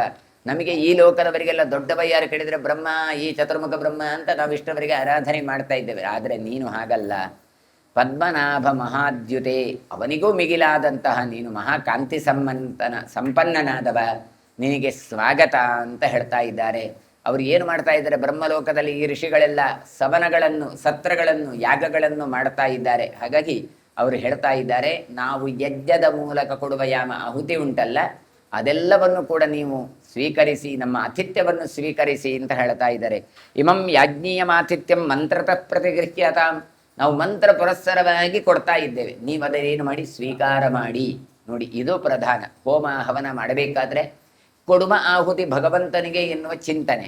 ಇದನ್ನು ಯಾರು ಸ್ವೀಕಾರ ಮಾಡ್ತಾರೆ? ದೇವರು ಸ್ವೀಕಾರ ಮಾಡ್ತಾರೆ ಅಂತ ಚಿಂತನೆ ಇರಬೇಕು. ನಮಗೆ ಹಾಗಲ್ಲ. ಮತ್ತೇನು?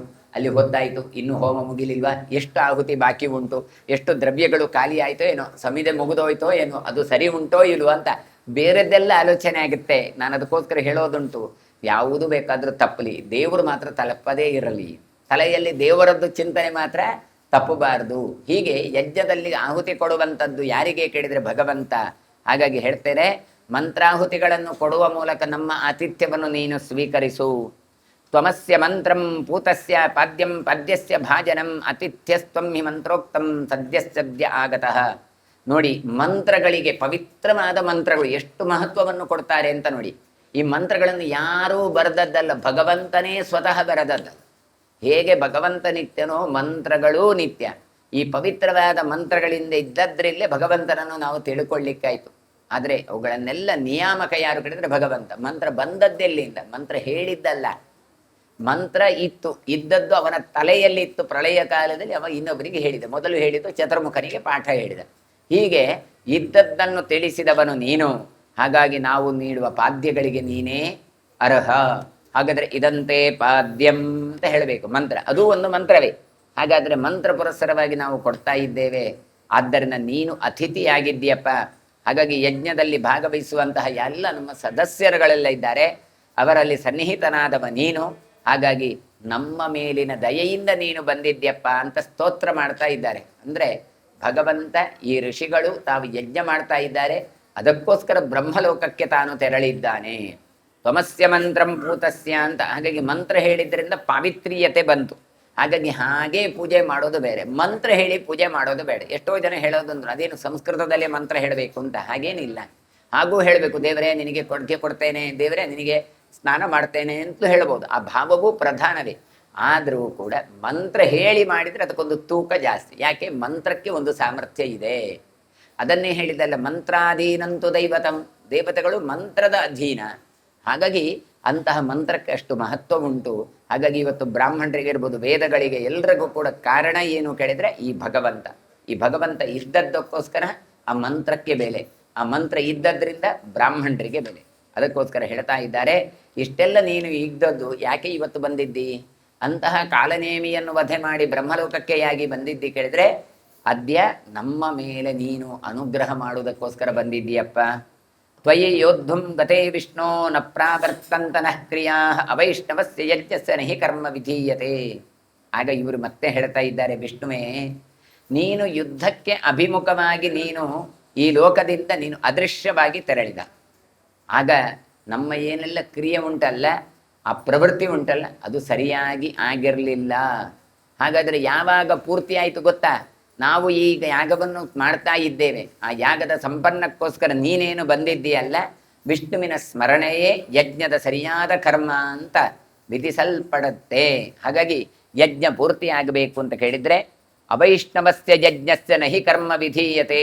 ನೋಡಿ, ವಿಷ್ಣುವಿನ ಸ್ಮರಣೆ ಇಲ್ಲದ್ದು ಅದು ಯಾಗ ಅಂತ ಅನ್ನಿಸಲ್ಪಡೋದಿಲ್ಲ ಅಂತ ಹೇಳ್ತಾ ಇದ್ದಾರೆ. ಹಾಗಾಗಿ ಅಂತಹ ಯಾಗ ಪೂರ್ತಿ ಸಂಪನ್ನ ಆಗಬೇಕು ಕೇಳಿದರೆ ಭಗವಂತ ನೀನು ಬರಬೇಕು. ಇವತ್ತು ನೀನು ಬಂದಿದ್ದಿ, ಆದ್ದರಿಂದ ನಮ್ಮ ಯಾಗಗಳು ಅದು ಪರಿಪೂರ್ಣ ಆಗಿದೆ ಅಂತ ಹೇಳ್ತಾ ಇದ್ದಾರೆ. ಸೇಂದ್ರಿಯರ್ವ ಬುದ್ಧ್ಯಾತ್ಮನ ಮನಸರದ ಸ್ವಭಾವಂ ಕರೋಮಿ ಯದ್ಯ ಸಕಲಂ ಪರಸ್ಮೈ ನಾರಾಯಣಾಯೇತಿ ಸಮರ್ಪಯಾಮಿ. ಶ್ರೀಕೃಷ್ಣಾರ್ಪಣಮಸ್ತು. ಓಂ ಶ್ರೀಕೃಷ್ಣಾಯ ನಮಃ. ಓಂ ಶ್ರೀಕೃಷ್ಣಃ ಕಮಲನಾಥೋ ವಾಸುದೇವಃ ಸನಾತನಃ. ವಸುದೇವಾತ್ಮಜಃ ಪುಣ್ಯೋ ಲೀಲಾಮಾನುಷ ವಿಗ್ರಹಃ. ಶ್ರೀವತ್ಸಕೌಸ್ತುಭಧರೋ ಯಶೋದಾವತ್ಸಲೋ ಹರಿಃ. ಚತುರ್ಭುಜಾತ್ತಚಕ್ರಾತಿಗದಾ ಶಂಖಾದ್ಯುದಾಯುಧಃ. ದೇವಕೀನಂದನ ಶ್ರೀಶೋ ನಂದಗೋಪಪ್ರಿಯಾತ್ಮಜಃ. ಯಮುನಾ ವೇಗಸಂಹಾರಿ ಬಲಭದ್ರಪ್ರಿಯಾನುಜಃ. ಪೂತನಾ ಜೀವಿತಾಹಾರಿ ಶಕಟಾಸುರಭಂಜನಃ. ನಂದವ್ರಜಜನಾನಂದೇ ಸಚ್ಚಿದಾನಂದವಿಗ್ರಹಃ. ನವನೀತವಿಲಿಪ್ತಾಂಗೋ ನವನೀತನಟೋ ನಗಃ. ನವನೀತನವಾಹಾರೋ ಮುಚಕುಂದಪ್ರಸಾದಕೃತ. ಷೋಡಶಸ್ತ್ರೀ ಸಹಸ್ರೇಶಸ್ತ್ರಿಭಂಗೇ ಮಥುರಾಕೃತಿಃ. ಸುಖಮಾಗಮೃತಾಬ್ದಿಂದುರ್ಗೋವಿಂದೋ ಗೋಗಿನಾಂ ಪತಿಃ. ವತ್ಸಪಾದಹರೋ ನಂತೌಧ್ಯೇನುಕಾಚರಗಮ್ಯಃ.